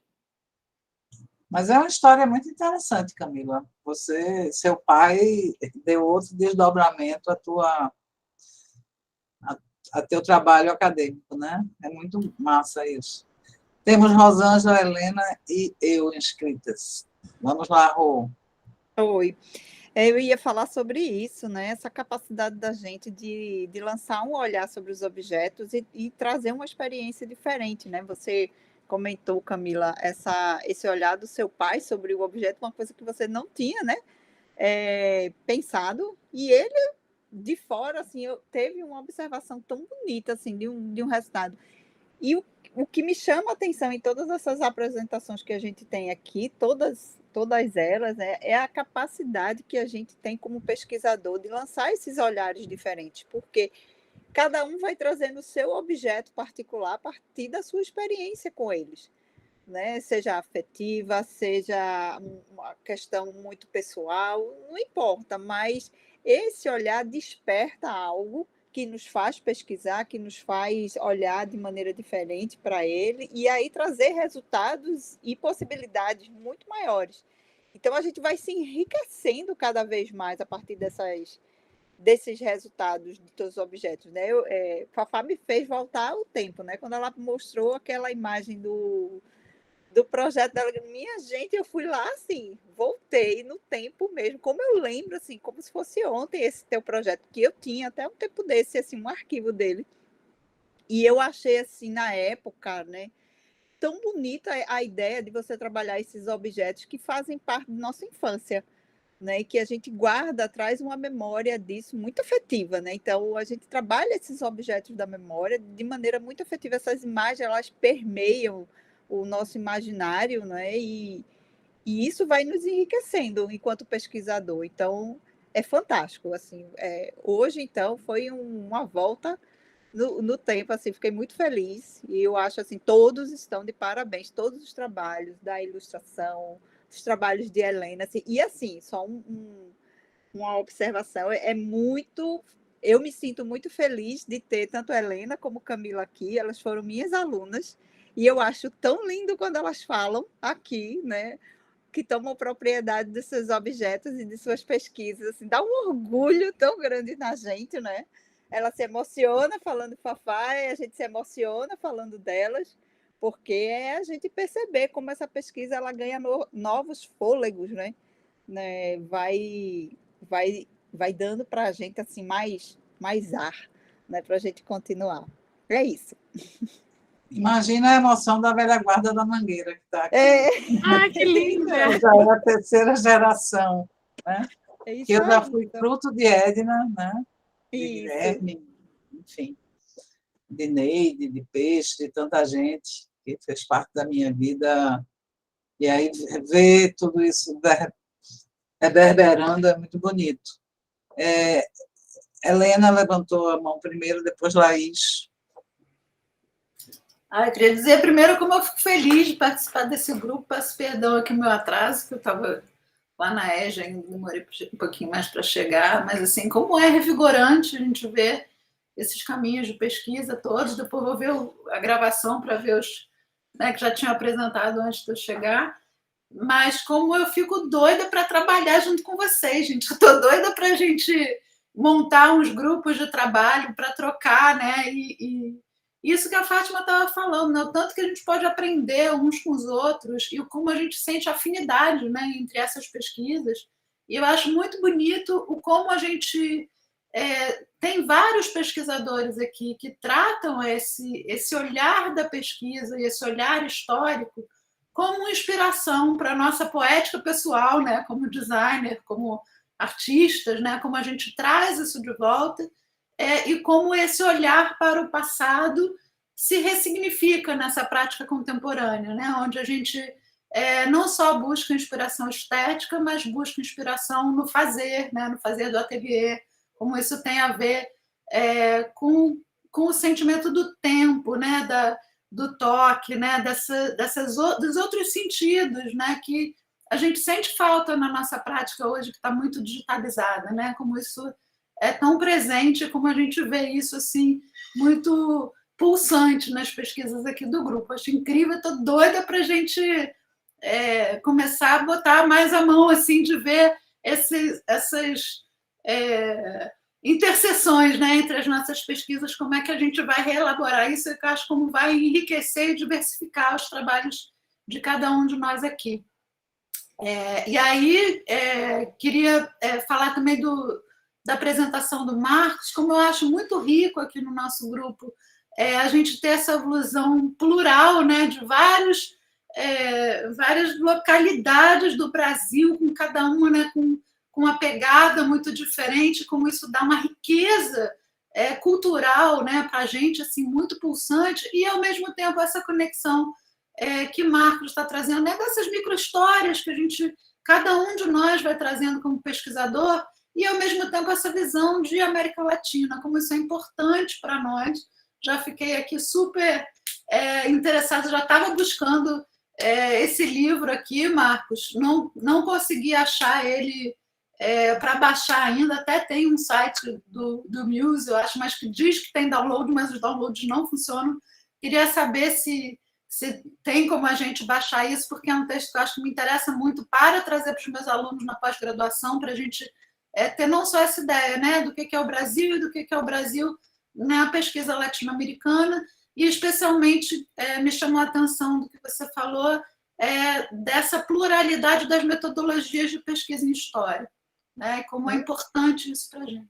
Essa investigação sobre o estado da pesquisa e da história do design saiu na Colômbia, está sob o controle lá da Universidade Tadeu, né, lá de Bogotá. Esse livro ele é, na verdade, adquirido, ele não tem para download gratuito. A Universidade Tadeu colocou em 5 livrarias virtuais. E depois que a gente concluiu o livro, que eu fiquei sabendo que o contrato proibia nós, autores, de distribuição dos capítulos separados até. Então, eu sou proibido por contrato. Tem que ser através das livrarias que eles controlam. Eu botei um link no Zap do grupo da livraria da Tadeu, mas tem outros 4 livrarias que eu posso colocar lá depois para você acessar. Eu sei que a Isabela Aragão conseguiu, e a Isabela Aragão está trabalhando na disciplina dela na Federal de Pernambuco. Então, não sei qual desses links ela conseguiu, mas eu passo para você aí, para quem tiver mais os outros, tá? Sobre o confronto Brasil, Argentina e os outros países ibero-americanos, que a gente está especificamente sobre design gráfico, está no link do YouTube que eu botei no Zap. Isso está acessível, tá? Mas realmente foi uma troca rica. E muitas das vezes, quer dizer, hoje, ultimamente, eu vejo muitos brasileiros conseguindo conversar com os latino-americanos. Mas a gente tem muitas coincidências, isso ainda está pouco explorado. Quando eu fiz o texto com a Verônica, a gente se espantou não só das coincidências de como o campo do design gráfico nos anos 50 estava muito similar entre os dois países, mas o contexto econômico, social e cultural tem semelhanças incríveis. E essas comparações enriquecem, porque ao gente olhar os nossos vizinhos aqui, a gente entende um pouco do nosso próprio país, porque está inserido também em uma macro-história latino-americana. O Brasil não é descolado do que acontece na América Latina desde o século XX, desde o século XIX. Tem condicionantes mundiais que determinam as forças produtivas nesses países, que são as mesmas condicionantes. Então, olhar para o vizinho ajuda a entender a nossa especificidade. E até mesmo porque a gente descobriu que, ao longo das últimas décadas, os profissionais de design trocaram entre si os profissionais latino-americanos com o Brasil. A gente não é isolado. A gente descobriu, por exemplo, eu descobri palestras do Volney na Argentina, várias vezes. E Maldonado veio várias vezes aqui fazer palestras.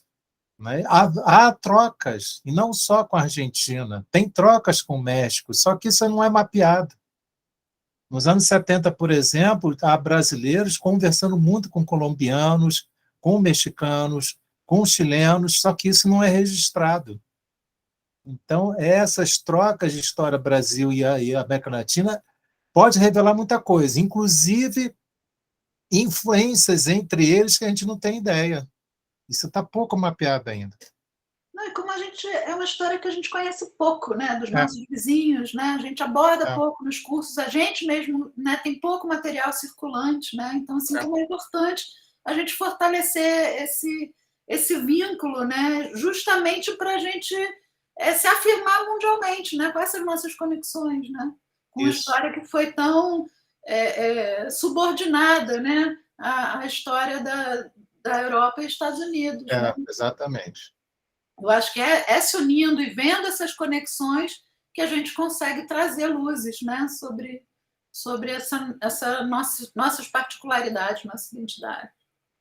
Isso. Nessa linha, né, Fátima Finizola fez um levantamento, né, como ela apresentou aí rapidamente, dos parceiros latino-americanos que trabalham com tipografia vernacular, né? Também, isso, mas viés popular.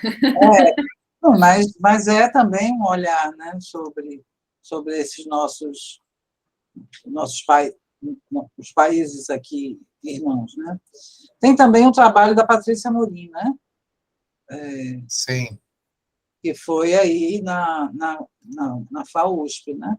Sim, ontem eu tomei café com a Patrícia Morim. Estávamos conversando, eu e ela ontem. Então, ela está aqui na capital de São Paulo de volta. Também é um trabalho importantíssimo, cruzando Brasil e Argentina. Isso. Outro trabalho foi de um orientando meu, Gustavo Salcedo, que é argentino, que ele fez uma comparação entre a revista Bitinken e a Recreio, né, que é dois periódicos para o mesmo público, né, infanto-juvenil, que foi publicados na mesma época, né, a gente fez uma análise bem interessante. Mas depois eu comento. Laís, né, Laís está inscrita. Bom, gente, primeiramente eu queria agradecer pelos elogios e pela troca, foi maravilhoso, um excelente presente de aniversário. E é impressionante como quando a gente se envolve em determinados grupos de pesquisa, a gente vai ampliando o olhar para certas experiências, né? Aqui em Arco Verde, meu pai tem um colega que faz essas pinturas na parede, propagandas e reproduz as identidades visuais na parede, e sempre que eu passo, agora que ele está trabalhando, eu me lembro de Fafá, e eu fico pensando que a gente devia estar fazendo um trabalho com ele, porque são formações que a gente, aparentemente, né, que eu nunca me aproximei para entender o processo de construção tipográfica dele, aparentemente intuitiva, e aí a gente pode misturar com essa construção que a gente tem teórica e científica, e ver, né, o que é que acontece nessas experiências da construção da tipografia na rua, entre muitas aspas, né, na parede de uma cidade do interior de Pernambuco. Eu acho que essas conexões, elas são muito interessantes, muito necessárias e muito vivas, principalmente porque agora a gente tem um grupo que se conecta no Brasil todo, e eu espero que daqui a pouco de forma internacional também, né? Pelo que eu estou vendo das discussões, daqui a pouco de forma internacional.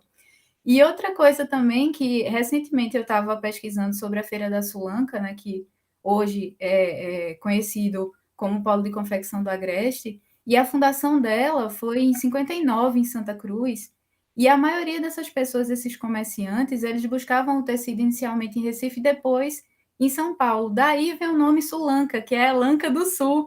E nessa conexão toda, aparece um monte de material gráfico que eu fui recolhendo e juntando para ver como a gente poderia trabalhar, sabe? Porque a gente pensa que na construção de um processo de confecção, enfim, está aparentemente muito distante do design gráfico, mas aí eu fui juntando esses materiais de divulgação aí desde 59 para cá, e estou guardando tudo para que a gente possa estudar de forma mais contundente agora que eu trabalho com especialistas, né? Que eu estou conversando com especialistas na área da tipografia. Então, tem muita coisa legal. Fora essa dimensão emocional, que na exposição de todos os pesquisadores de hoje, e nas anteriores que eu vi as gravações também, tem muita coisa que dá para a gente conversar e muita coisa que dá para conectar. Acho que é isso.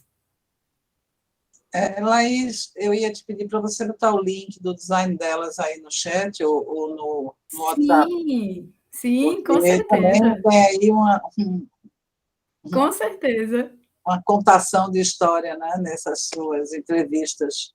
Enorme, que fala dessas 3 gerações também de história do design aqui em Pernambuco, porque foi Edna, Solange e Paula. Pode deixar, pode deixar. Põe lá no grupo de WhatsApp para a gente não perder. Aqui sim. A gente perde. Design dela no WhatsApp. Sim. Fafá. Você levantou a mão. Está fechado. Você está fechado. Fechado. Não, só me veio à cabeça uma ideia aqui a partir dessas últimas considerações que vocês colocaram aí. Na verdade, a gente, não sei, eu termino enxergando os estudos de memória gráfica talvez próximos, né, também dessa questão de identidade, né? Qual é a identidade, né, do nosso design? Buscar nossas origens, que não sejam as origens externas, para tentar encontrar esses caminhos, né, que marcam essa identidade brasileira, né? Enfim. E aí é curioso, porque à medida que a gente vai expandindo os campos, né, os universos de pesquisa, a gente começa a se perguntar, né, que identidade é essa? Né? É uma identidade, né, por exemplo, no caso dos letreiros populares, é uma identidade local recifense, é pernambucana, é brasileira, é latino-americana, porque terminam surgindo conexões, né, entre diversos locais. Então, tem um letreiro que a gente faz aqui que o cara está fazendo lá, sei lá, no Chile, e tem um traço, uma pegada semelhante, né? Então, na verdade, a origem de tudo, não sei se é uma origem, né, recifense ou se essa origem está, né, muito maior, né? Ela envolve muitas outras localidades, né? Então, acho que isso é curioso também, essa descoberta, à medida que a gente vai trocando essas ideias e ampliando esse olhar para outros campos, né, a gente começa a se questionar também, né? Se, na verdade, essa identidade que a gente está buscando não é não só brasileira, mas é uma identidade, sei lá, latina, né? Enfim. É isso. A minha metáfora do balaio não é à toa. A gente só puxou alguns fios, né? A gente já tem um campo aí muito inspirado pelo Grupo Memoráveis, né? Eu, a Fernanda Goulart e a Edna, vamos ofertar agora no próximo ano, né? No início do semestre de 2023, uma disciplina de pesquisa em estudos de memória gráfica na pós-graduação. E aí depois eu vou trocar umas figurinhas com o Marcos. Eu assim, fico sempre muito encantada com a produção de todo mundo. Fica difícil falar, eu não tenho essa capacidade de síntese que Camila tem, de falar individualmente. Como eu conheço muito mais Fátima, né, obviamente, e Laís, eu fico sempre muito bem impressionada com a produção que a gente está tendo no país inteiro, né? Eu ia perguntar, eu fiquei muito feliz de ver o trabalho da Gal, né, de ladrilhos lá em Salvador. O trabalho do Daniel também é incrível, ele como ilustrador e a pesquisa dele sobre Steinberg, né, que sempre foi, né, uma referência para tantos designers daquele período. O trabalho da Laís, né, tão múltiplo, né, Laís aí ainda, inclusive a memória gráfica na roupa, né, no vestuário, ela trouxe uma referência, né,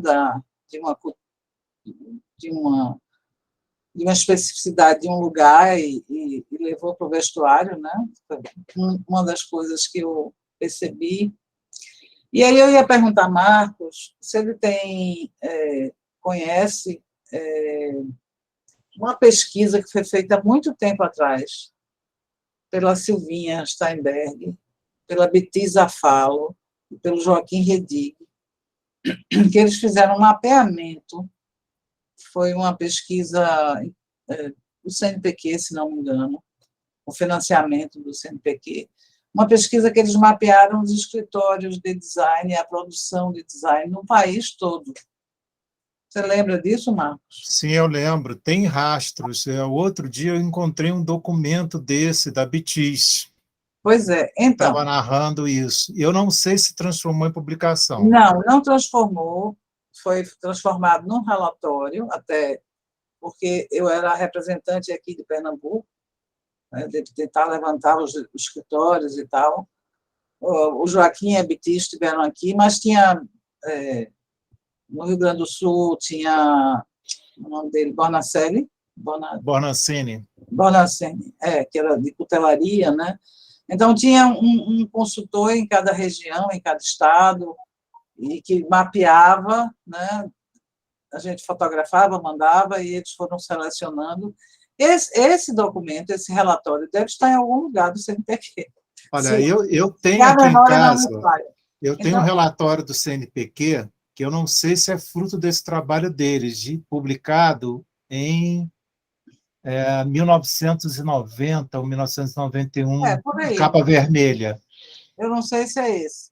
Me dá um minuto, está aqui na estante, deixa eu ver se é esse, se você reconhece. Eu sou muito próxima da Silvinha, Solange, posso perguntar para ela. Hã? Eu sou muito próxima da Silvinha, posso perguntar para ela como é que Pergunte, a gente resgata esse material. Eu adoro Silvinha, tem há muito tempo que a gente não se encontra, né? Mas pergunte a Silvinha o que é. Meu marido trabalhou com Silvinha há mais de 20 anos. Então, você pergunta a Silvinha, eu perdi o contato dela, pergunte a Silvinha o que foi feito, esse relatório, se foi um único relatório que foi enviado, muitas imagens, muita fotografia. Não está desaparecendo o relatório, cuidado. Não. Agora apareceu. Guia de informação. Eu não sei se é esse, não. Ele tem todas as instituições, mas saiu um relatório com todas as instituições de design, escritórios, escolas, tudo Não. que existia de instituições de design. Mas É um mapeamento. esse trabalho era assim, eles estiveram aqui, fotografaram todos os estudos preliminares, todo o processo de design de todos os sim. escritórios. Esse eu não sei se foi publicado. É uma coisa riquíssima, é uma coisa riquíssima. Eu tenho um documento de época da BITIS falando desse levantamento, mas eu não sei se isso foi publicado. Não, certamente não foi publicado. Isso eu tenho certeza. Agora, esse documento existe em algum lugar. Ah, sim, pode ser que esteja com eles. Era importante a Helena ver com a Silvinha, você ver com a BITIS ou com o Joaquim Redig. Eu tenho contato com a BITIS e com o Joaquim. O Joaquim tem várias caixas-boxes no escritório dele de acervos históricos. Tem várias. Pode ser que esteja com ele guardou tudo. Pode ser, porque ele era quem vinha, fotografava, quem fazia todo o acervo. Enfim, eu acho que essa pesquisa não pode se perder, entendeu? Já que a gente está com esse grupo aqui, eu acho que a gente tem que ir atrás desse grande levantamento feito, que é um retrato de uma época.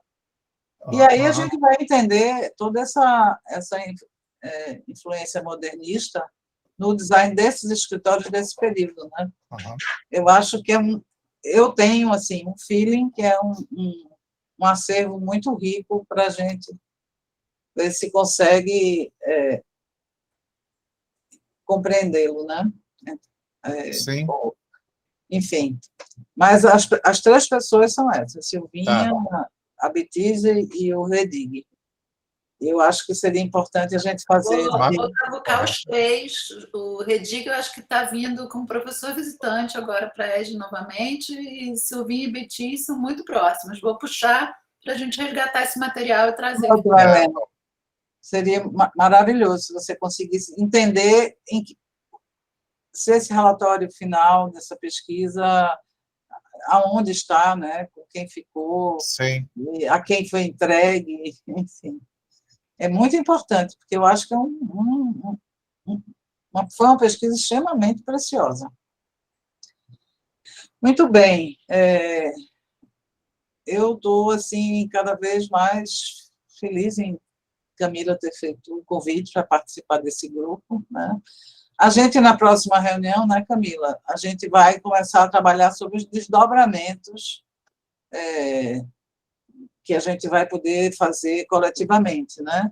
A gente já tinha feito um levantamento e a reunião do próximo mês a gente vai...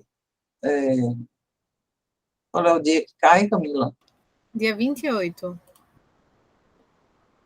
28 de novembro. Pronto. Dia 28, a gente vai retomar aquilo que a gente tinha planejado para a gente refazer o planejamento a partir dessa diversidade que a gente teve aqui nos Cuticutis, né? Isso. Aí, remontar grupos, como a Helena sugeriu, Fátima, fazer alguns mini-grupos dos temas de interesse. A gente tem a planilha, né, que Ricardo Cunha Lima montou, né, que é importante, porque ali a gente tem uma síntese, né, da produção de todo mundo e as áreas de interesse. Obviamente, os primeiros Cuticutis, eu e a Fernanda, a gente tentou agrupar, né, por temas de interesse. Esse último foi mais diversificado, porque foram aqueles que chegaram depois no grupo e também que não apresentaram em um lugar ou no outro, mas foi ótimo do mesmo jeito, como sempre. Então, a gente tem essa tarefa, aí cabe a Camila, nossa coordenadora geral. Eu estou aqui só como mediadora do Cuticut, mas nossa coordenadora geral vai dar as diretrizes para mim e para a Rosângela, para a gente preparar a reunião do dia 28. Sim. Né? Que vai ser exatamente o que a gente vai fazer com todo esse material incrível, as pesquisas de todo mundo, que são maravilhosas. Realmente é difícil a gente deve pensar em novos produtos, né? Lembrando que a gente viu aí alguns trabalhos de extensão universitária, né? Que é muito importante, né? Também. O trabalho do Luigi, que não é exatamente acadêmico, então a gente tem aí um grupo bastante heterogêneo, porém todos com um cuidado muito grande em suas pesquisas, né? A gente já teve aqui, assim, né, apresentações sobre métodos, né, de pesquisa, né, da Helena, da Letícia, de tantas outras pessoas. Tem conexões, pessoas que não estão aqui hoje, a gente consegue ver as conexões, né, de, por exemplo, a Gal, Camila e a Renata Paz, né? Enfim, eu sei que a gente vai ter muitas conexões, o grupo aí dos amantes da ilustração com o Daniel, né? Enfim, tem muita coisa bacana. A gente só tem que agradecer, né?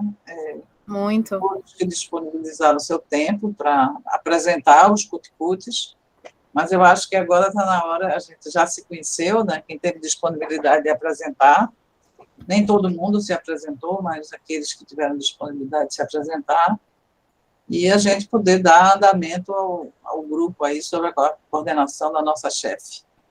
Ah, que é isso. Eu queria agradecer a todos que participaram hoje.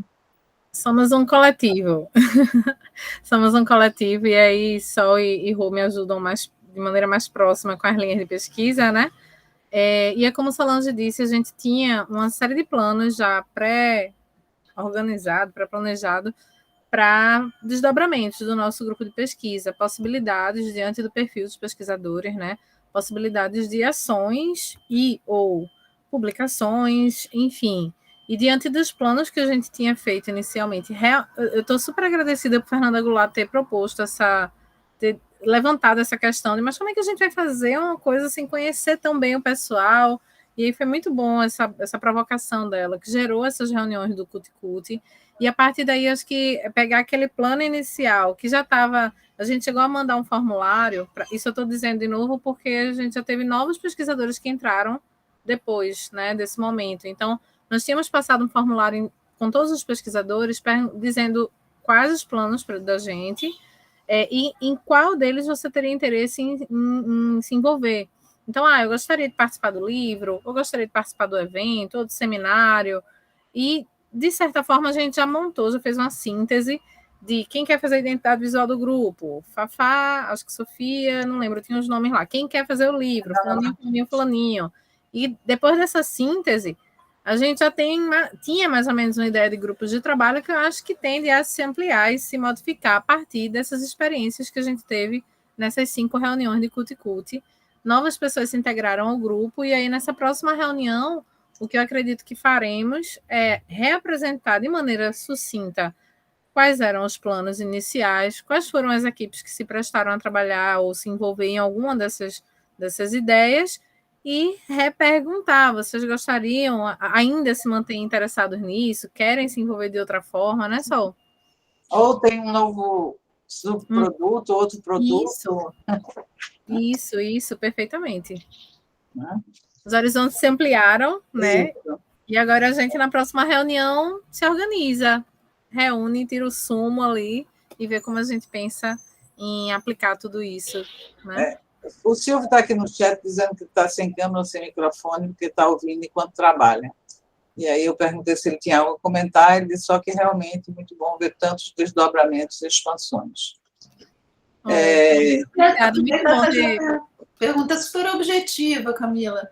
A gente sempre precisa de gente para formar as bancas de avaliação de trabalhos. Eu queria saber se tinha ali, né, no formulário, quem está disposto a participar de banca. Eu queria saber se a gente pode constituir, né, uma planilha dizendo, né, as áreas, as linhas de pesquisa de cada um, para a gente justamente poder consultar e fazer essa...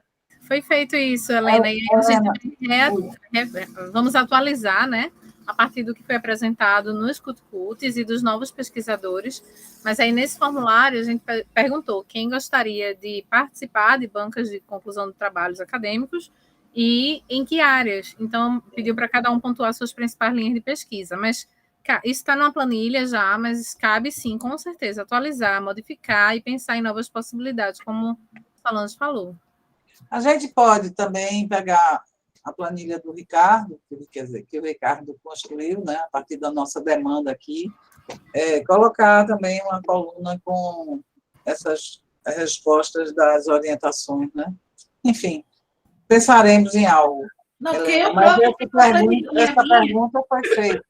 Eu tenho uma planilhinha minha, onde eu vou botando, né, os pesquisadores por área, de onde é e tal, para conversar com os meus orientandos. Então, ter isso, né, agregando aqui os memoráveis, seria incrível. A ideia do formulário, a gente teve essa pergunta para fazer, quem tem interesse em participar das bancas e as áreas. E aí a gente pode compartilhar isso com todo mundo, né? É de interesse de todos. Sim. Então, mais uma vez, obrigada. Então, a gente se encontra dia 28, né? Para a gente aqui na UFPE, é o primeiro dia de aula do semestre 2022.2. É uma loucura, mas... Vai estar pensando no Natal e dando aula. Isso, João levantou a mão aí. João Vitor. Queria agradecer pela abertura, pela oportunidade de participar. Obrigado, Fátima, pelo convite. E gostei muito das pesquisas de vocês, é muito interessante. Cada um em sua área, né? Uma pesquisa no campo digital sobre algo que está acontecendo nesse meio, assim, que é muito novo. Seria parte disso, de uma memória gráfica? Conseguiram me ouvir? A pergunta não. Desculpa. Certo. Algo que está acontecendo nas redes sociais, numa determinada rede social, um uso, digamos assim, meio que vernacular de uma determinada quantidade de grafismos, de infográficos por usuários. Eles atribuíram novos significados àquilo e usam aquilo para se comunicar. Isso faria parte dessa linha de pesquisa, de memória? Sim. Tá bem. Sim, a gente não está só no impresso, está olhando todos. Né? Enfim. Mas, são os novos tempos, né? São os novos tempos. A Joy... Eu acho que um ótimo exemplo é o trabalho de Joy, João. Dá uma olhadinha. Ela tem, assim, feito alguns registros a partir do que é produzido na internet, né? Usando a internet como canal de comunicação. E acho que pode ser que tu encontre lá uma referência, tá? Dá uma olhadinha depois. Obrigado. E na disciplina que a professora Edna, né, deu aqui na pós-graduação da ESG, a gente, né, tinha vários pesquisadores que estavam pesquisando memes, e eles fizeram artigos enquadrando os memes como efêmeros, né, nessa pesquisa de memória gráfica. Né? Então, é super bacana, eu acho, que a gente entender uma área de estudo e propor uma nova visão, né, a partir do que a gente está lidando hoje. Né? Assim, esses intercâmbios, que não é exatamente a mesma coisa, mas que a gente, né, troca e absorve, né, referências desses estudos para olhar para outras coisas. A Hanna Luzia, também foi orientanda de Rães, também fez sobre os emojis. É bem interessante. Então, já tem algumas pesquisas, João Vitor. Só chegou depois, é só para contextualizar. João é terceiro período lá do CA. Aí começou agora... Mas a gente já trocamos as ideias, ele, né, tem essa pegada também de pesquisa, estava, enfim, abordando umas temáticas nas atividades projetuais, trazendo a coisa da pesquisa de projeto, aí eu sugeri ele vir aqui, conhecer o grupo, quem sabe ele não se anima. Aí. Me animei. Muito bom. Nossa chefe Camila, você faz o encerramento. Foi só agradecer a todos e, mais uma vez, lembrar que... a gente está com essas propostas, esses planos, mas para preservar essa riqueza que a gente tem, que são as produções de cada um de nós, né? Cada um fazendo uma coisa diferente, num caminho diferente, numa aplicação diferente.